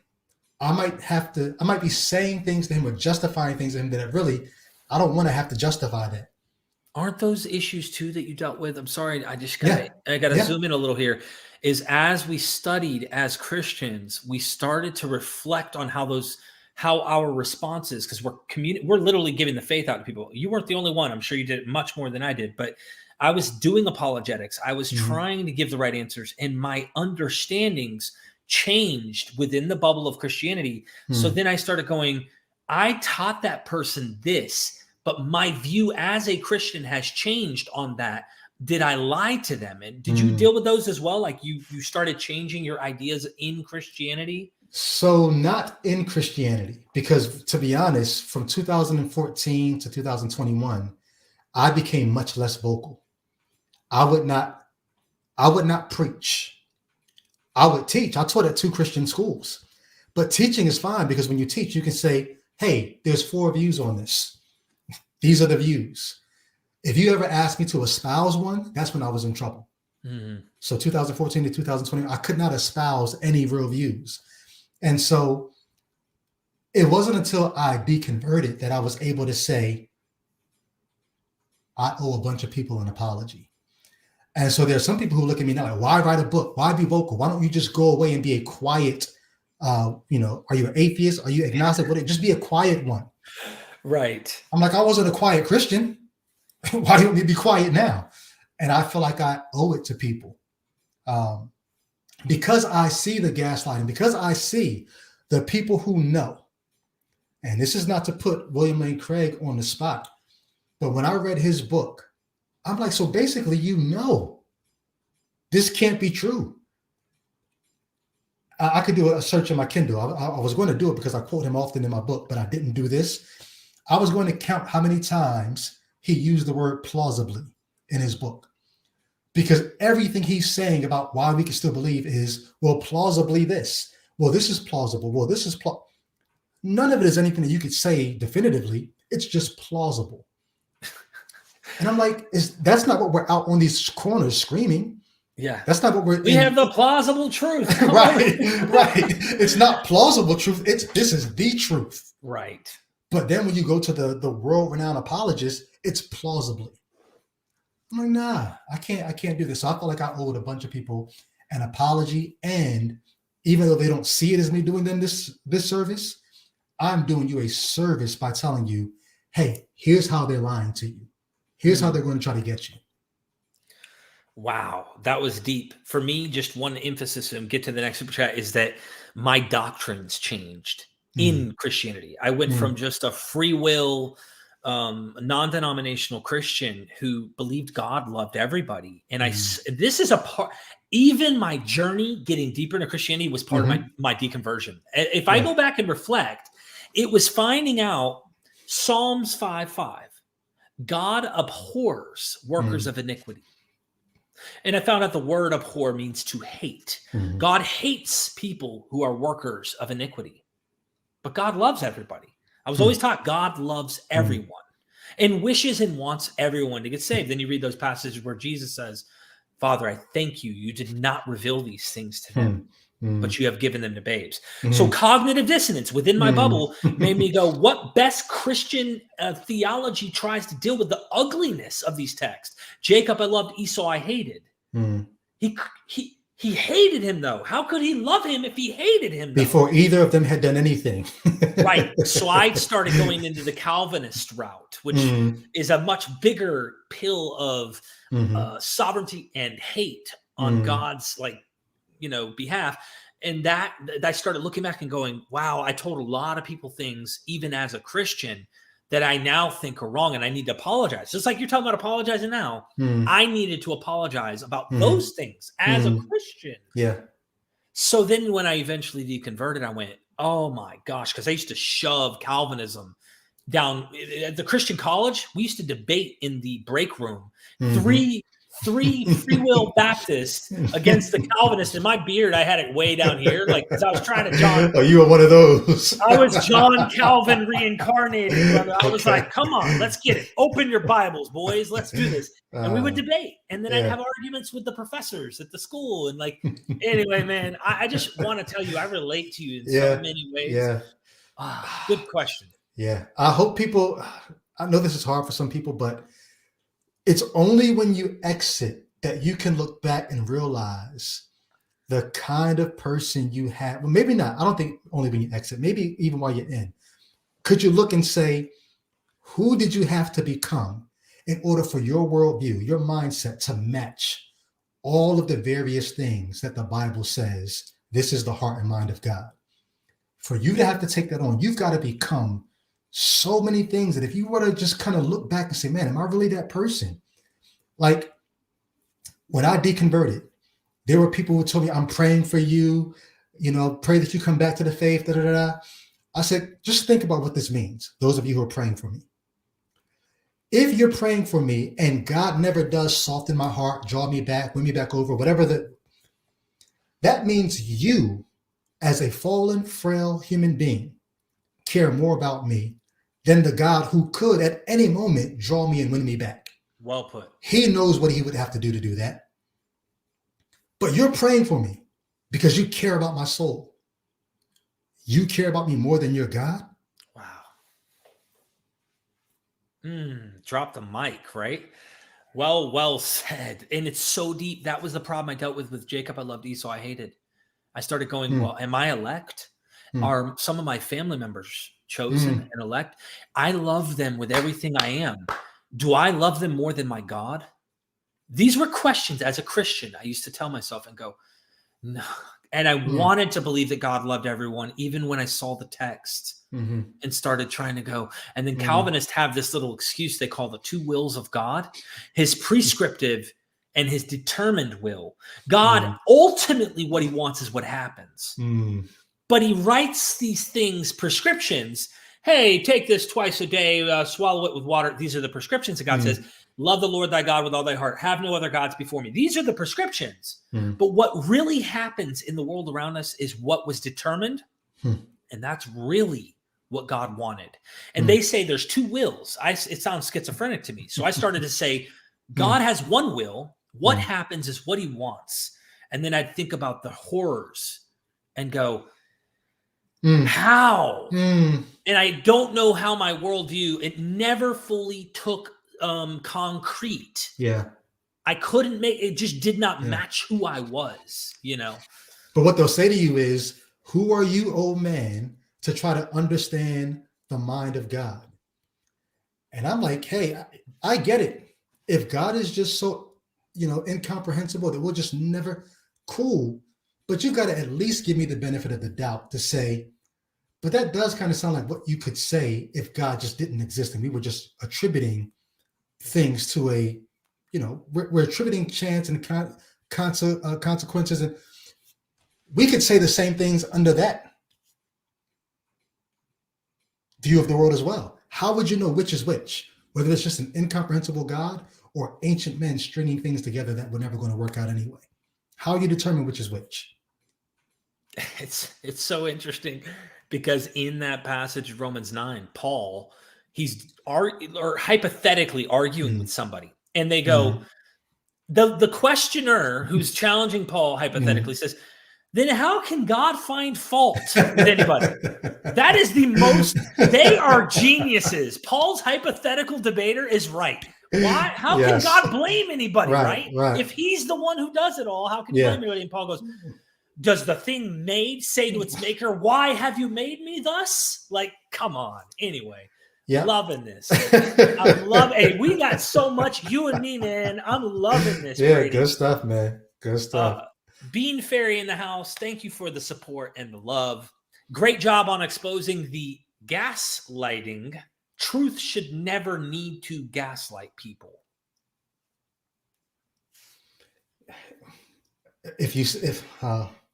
When you see it, you ever see those memes, and before they were memes, they were just drawings. It's like, when you see it, don't say anything. Let other people try to figure it out too.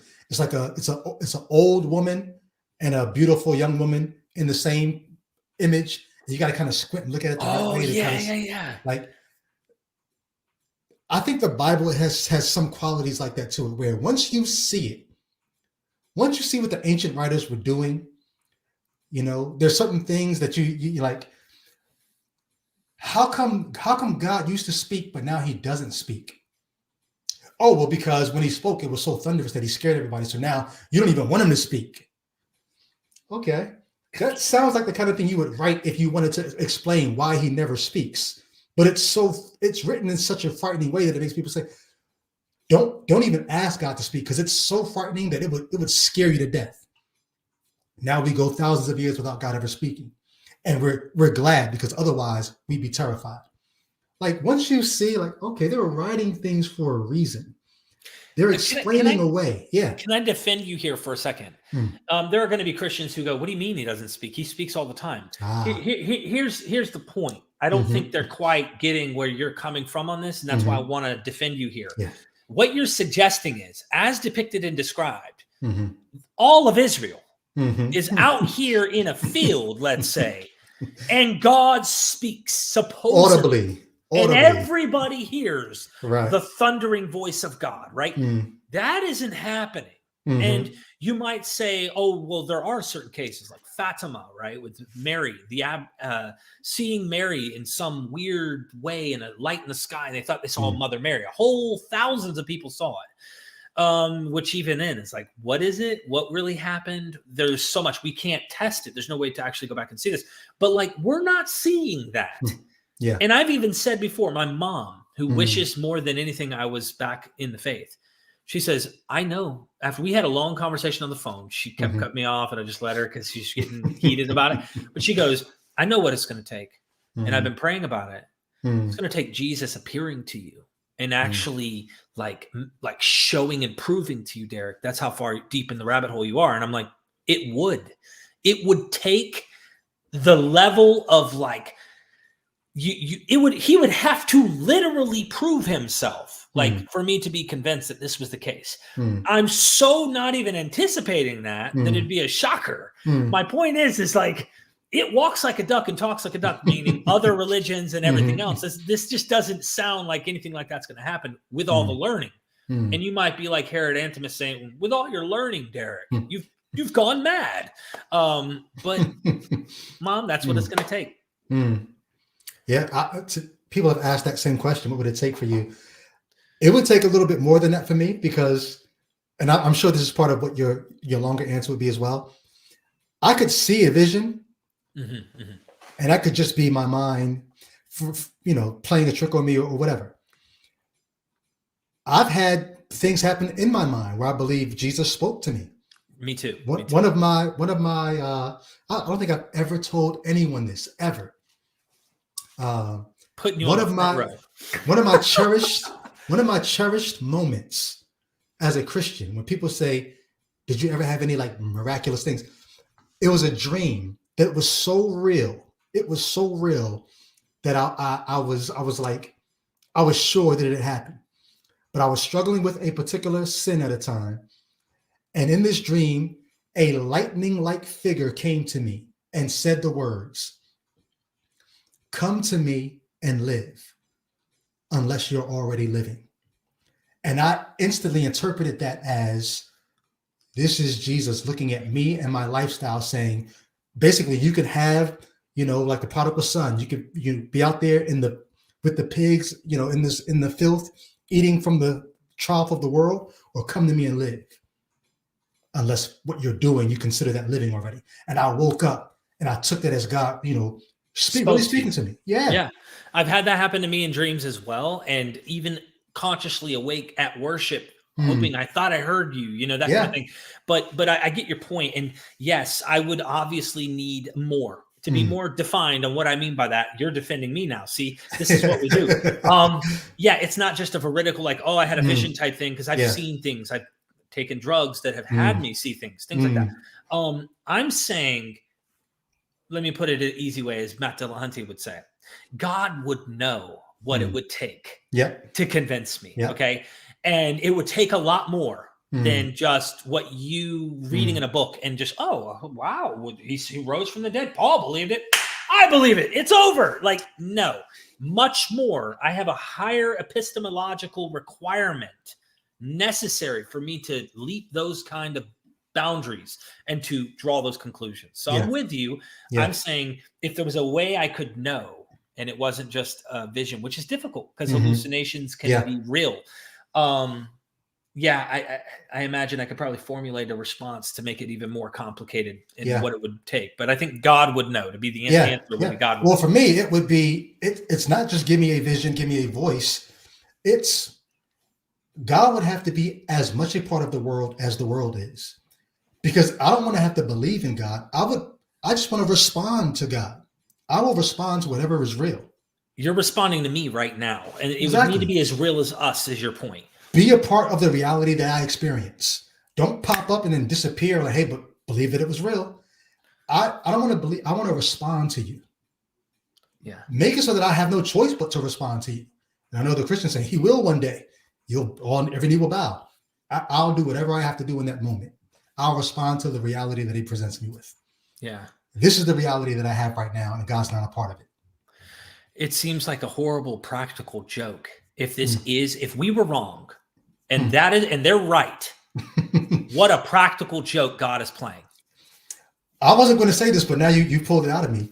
So there's the other part of the Christian would say, even if God were to prove himself to you, your heart is so hard that you wouldn't even want to be with him. And part of me says, I think there's some truth to that from where I am now, because of the practical jokeness of it all.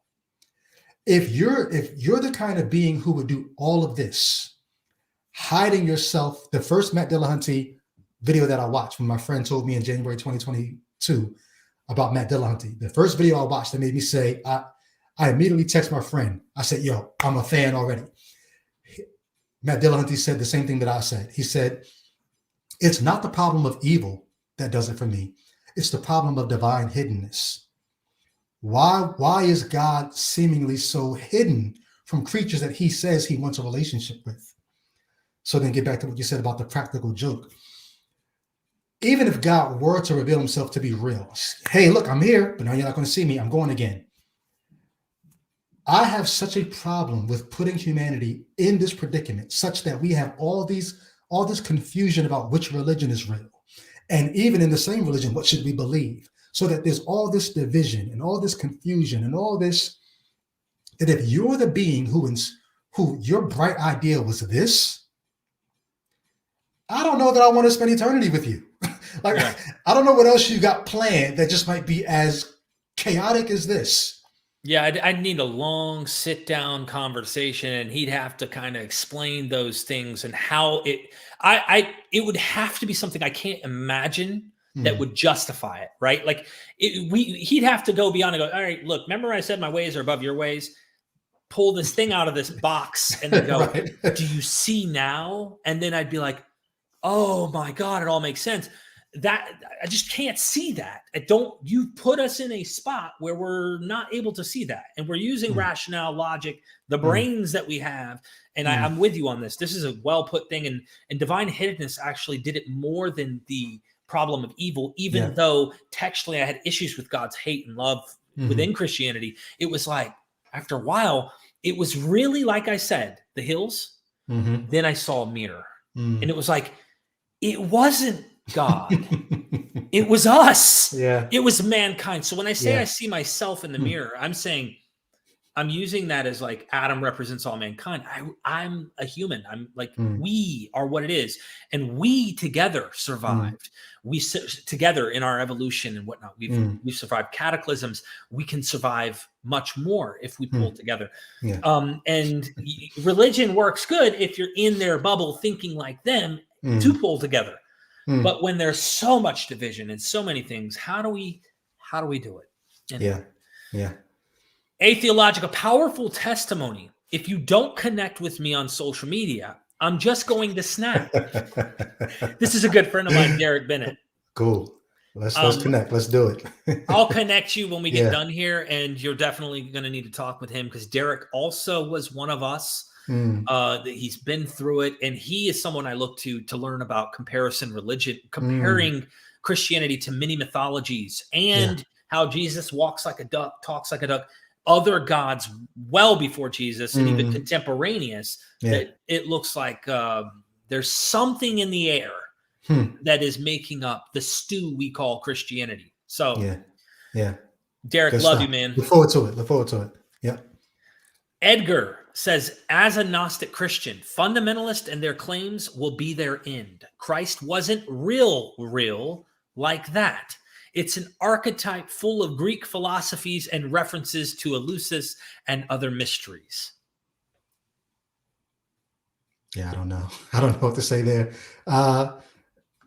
As a Gnostic Christian, so basically, is this someone saying there is knowledge that Christians haven't even tapped into yet about who Christ is and actually what Christ is? Maybe Gnostic. Yeah. I would imagine this kind, because it's to know, right? The gnosis is knowledge. So Christian Gnostic, I suspect only Christian Gnostics, and if you go back in history, the versions of different gnosis type Christians disagreed with each other on this, by the way, on how to understand that. But yeah, most Christians, meaning I would imagine Orthodox Christianity, out the window. They don't know anything that they're talking about. This particular version of Christianity understands the whole thing. Even if there's truth to, it was really supposed to be this, and once we get this understanding, here's my issue with anybody, whether it be Lecrae or whether it be anybody who says, it wasn't supposed to be that. We were supposed to look at it like this. Because everyone's got one of those. Everyone's got if you squint your eyes and tilt your head and look at it like this, you'll see it was really, okay, cool. My beef would be, so you mean for all this time, God allowed us to be this off, or allowed this many people to be off? And think that they're right. And they're good people. We know them. We've met them. We know they mean well. They're trying. And not just that, there's a host of other people who, because the wrong version of the gospel was presented to them, they couldn't believe it because they couldn't get their heart or their mind around a talking snake or whatever the wrong version is. They couldn't get their heart around it. And so what happens to them? Do they get a do-over? Do they get it's not held against? It's just so much like what the case would be if men made this up and other men tried to keep it going. Yeah. Until the faith differentiates itself from that kind of a schema, I'm going to have a hard time looking at it as anything other than that. Yeah. Well put. I like your response. And Edgar, I actually like your response too, bringing in the Greek philosophies, bringing up other mysteries. I would just say, just like the other mysteries, Christianity is just as true as all of them. They're all man-made. What I think is going on that you might find some truth is that human experience and the narratives we ourselves create as humans, somehow we pocket ourselves within these cultures and these practices, and somehow that makes it true. Like I said, when I was a Christian, in my testimony, I was a young teen. I experienced something when I went down there, and that group of other people who were looking at me and encouraged me to go down there and get saved and get the gospel and to have my sins forgiven. And when I went down there, I felt some warmth and comfort and psychological appealing, satisfaction, if you will, from it. And then I equated, what I felt was due to the message, not the environment and the influence of the humans around me that were pressuring and putting those kind of feelings to me. So at the end of the day, my point is I started to realize, now that I'm no longer in the faith, the experience does not connect necessarily to the knowledge or the thing you're trying to say is where it's at. Darren Brown, a mentalist, atheist mentalist, well known on TV, he made an atheist convert. He's an atheist, by the way. And then he tells her after, but he gets her to convert to believing in something greater than herself, like there's a power out there. Finally, later, he reveals to her, those experiences you felt, I tapped into real things, your real parents, your love for your dad, all of these things. I just attached it to something in your mind bigger that isn't there, but that you believe is there now.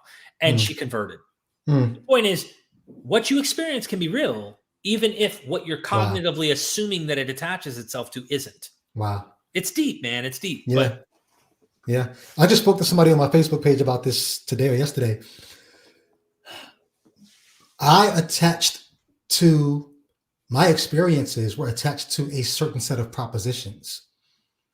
And these propositions about my sinfulness, God's desire to do something about it in the person of Jesus Christ, and God being the rightful one to judge and send a sinner to hell. That set of propositions was enough for me. But it doesn't mean that the propositions are true just because they warmed my heart. That's a heartwarming story. And you could find because we are the kind of beings that we are, with competing desires and agendas and self-interest. I have self-interest that outweigh your self-interest, in my eyes at least. Then I have competing self-interest. And so it's not going to be hard to find someone who hasn't always done what they thought they should. Should I have had baked chicken or should I have had meatloaf for dinner tonight? If I feel some type of way about, red meat, you can make me feel some kind of way about what I had for dinner. You can always find someone and convince them that they're a sinner, that they don't always do what they feel they should have. The set of propositions that gets me there is not necessarily true, even though it attaches to real things in my experience. Right. And so I wholeheartedly agree with everything Derek is saying there. Christians are always trying to tell me the reason why they believe is because of their experiences, but then they're at a loss as to why someone of a different faith has very similar experiences. This is from a different set of propositions. Yeah, but the same kind of experiences. And they when they describe it, it's the same. Mormons, I did this recently with William Lane Craig. The burning in the heart. Yeah. And they burning in the bosom. Bro, you're not lying. And so what is the most plausible explanation out of all propositions to this, to me, and I suspect you would agree, a human. We all have something as humans in common. Propositions can be different. You can come up with anything. You can make the different house, different mansion, different clothing, different outfit, different culture, different this. We all are experiencing something. And in that case, I would say that's universal to most degrees. I mean, there are some people genetically, let's say, are missing something that might cause them to not feel pain or may not be able to feel certain things that we usually as humans experience. And so that's why I go with naturalism, because the natural proposition makes the most sense of all the data.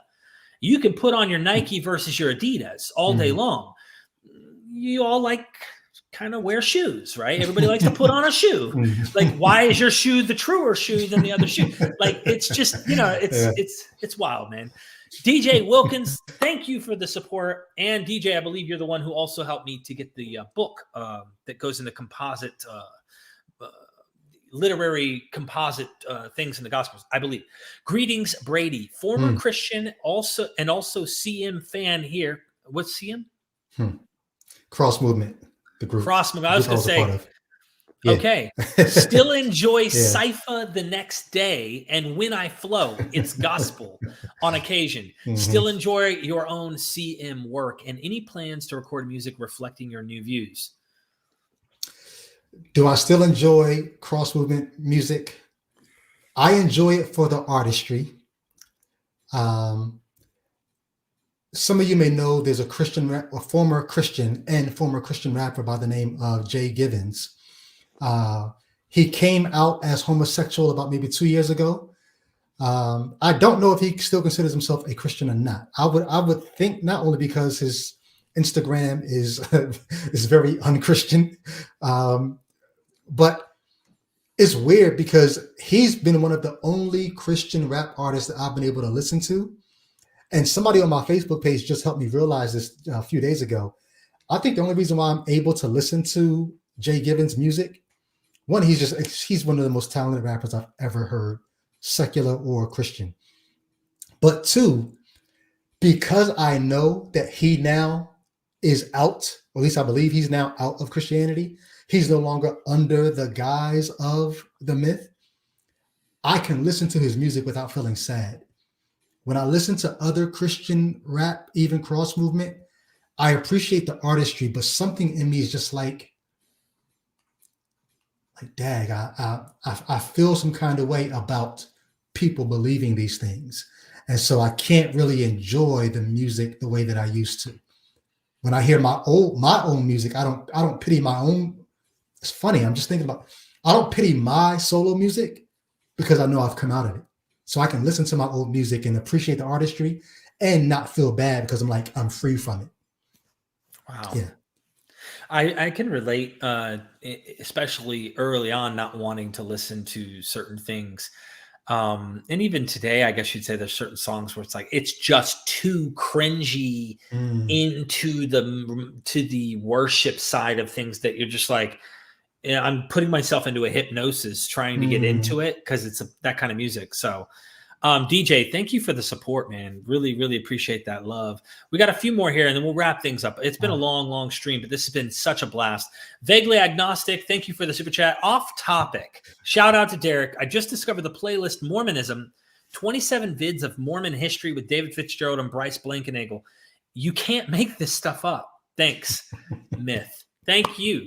Thank you. Yeah. We went through and dissected the history from the origins of Mormonism out of the burned over district in New York to who this Joseph Smith guy was, his family, his upbringing in this Christian kind of weird superstition of magic and like seer stone stuff, all the way down into we go all the way to his death. But there's so much between his birth to his death that you'll be blown away at how much this guy actually did in his life. And he ran for president, by the way. Most people don't even know this. Like, yeah, the series is an amazing series. Subscribe to MythVision, y'all. I'm telling y'all, it's great stuff. Y'all got to check this stuff out. For sure. Thank you for that, Brady. The check is growing every time that you know what I mean? Joel Pearson in the house. If you haven't, check out Francesca Stavrakopoulos. Yep. I got turned on to her through your channel. Yep. Oh, it's in my Kindle. It's on my reading list. If you haven't, listen to it at whatever speed you can to blast through. She's amazing. This book right here will change your perception. And, this is another thing, as I was already not believing anymore. Like, I didn't even know what I know now. It's only deepened my non-belief in this faith anymore. And it made me go, people don't even know what God was. Like, and I say was because God has evolved. Yes. He's the same yesterday, today, and forever. Once you know a little more about it, then you can go, have we not made God what it'll blow your mind. Yeah, God and Anatomy. In case you couldn't see, that's what the book is. Check it out. Yeah. Blows my mind. So I think we've caught up here. I really want to just give you an opportunity to speak to someone from the heart. Someone out there might be struggling or might be in this little scary spot. It is terrifying when you put yourself in their shoes. We know what that's like. As we're exiting here, I want to give you an opportunity to speak to them, and I'm going to advertise your book and, show your YouTube page and stuff. So if you don't mind, speak to the audience. In closing, I just want you all to know, anybody who's watching, those who've deconverted, former Christians, don't mean you any harm. I know that you have passages of scripture that link the church to Jesus. When Jesus supposedly appears to Paul on the road to Damascus, he said, "Why are you persecuting me?" And the thing we take away from that is, hey, Paul was persecuting Christians. Jesus said, "You're doing it to me." There's this inextricable link between Jesus and the church. So if anybody's attacking the church, they're attacking Jesus. And if you're attacking Jesus, you're attacking the church. And so anybody who's listening might feel like former Christians, we're attacking your Lord, we're attacking the Bible, we're attacking the church, we're attacking you. I don't know how to convince you that this is not, I'm going to say that. You're going to be like, no, it is. But this is not an attack. It's not an attack on you. There's love here. There is sincerity here. There is genuine concern here. People who have deconverted know what it's like to believe and to now not believe, and realize the freedom from the mental weight of having to carry your thoughts, and then the thoughts of this other side of the conversation that you're carrying on from your God. I know his burdens are light. His yoke is easy. You feel like you've been relieved. And I guarantee you, we've felt that before. But there's something to recognizing, where does this come from? Like we just talked about with the book. Where's the concept of God come from? Where's the Christian faith come from? Where does Judaism come from? What was ancient Israel believing? All I can say to you is ask questions. You probably have questions. Continue to ask questions, and don't accept subpar answers. Ask those questions, and if God is God, we always say he's not afraid of your questions. Bible says the things that are revealed belong to us and our children, and the hidden things belong to God. Ask yourself, why is it that the revealed things, it's one thing if the hidden things belong to God. Cool. The revealed things are supposed to belong to us, right? Why is it that the revealed things keep getting funneled and shoveled into the hidden category? The more we find out about our world, our reality, about human history, the things that we thought have been revealed keep getting shoveled into, oh, no, that's hidden. That belongs to God. Only God knows the answer to that. But it was revealed just a few months ago, before science unveiled this, before archaeology unveiled that. All I say is continue to ask questions. Don't accept subpar answers. It is not hate. This is love. This is concern. This is humanity reaching out to humanity. That's all I got. Wow, man. I feel that. I hope everybody else felt the ghost, the Holy Ghost in that bad boy. Brady, seriously, you're amazing, man. Everybody's like, preach. Rochester said, thanks for coming on the channel, Brady. My pleasure. Go get the book. Check out his works. Check out his YouTube channel. And, of course, I forgot to mention, go and join MythVision's Patreon. I've got a lot of content here. Support. This brother works hard. I'm not playing. This is a full-time. When I say I work full-time, I mean 70, 80 hours a week, easily, maybe more, because I live here doing this. We've got Paula Fredrickson, Joshua Bowen, Elaine Pagels, John J. Collins, Joel Baden.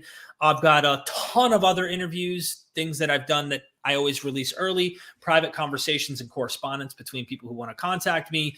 And of course, there are other options, like if you want one-on-one, like an hour one-on-one time with me or whatever, that option's there as well. I mean, I am doing this full-time, so I could always use the help. If you enjoyed this episode today, help us out. If you can't financially, like the video, share the video. If you can't or you can't share the video, let's say, because you aren't ready to come out, you can drop a comment, create a fake account, let the algorithm see. I'm just saying, my point is there's always a way to try and help, to hear more, to see more, so we can keep bringing good stuff like this coming on. Brady, thank you, man. Thank you so much. Thank you for everything that you do for those who are wrestling through these issues.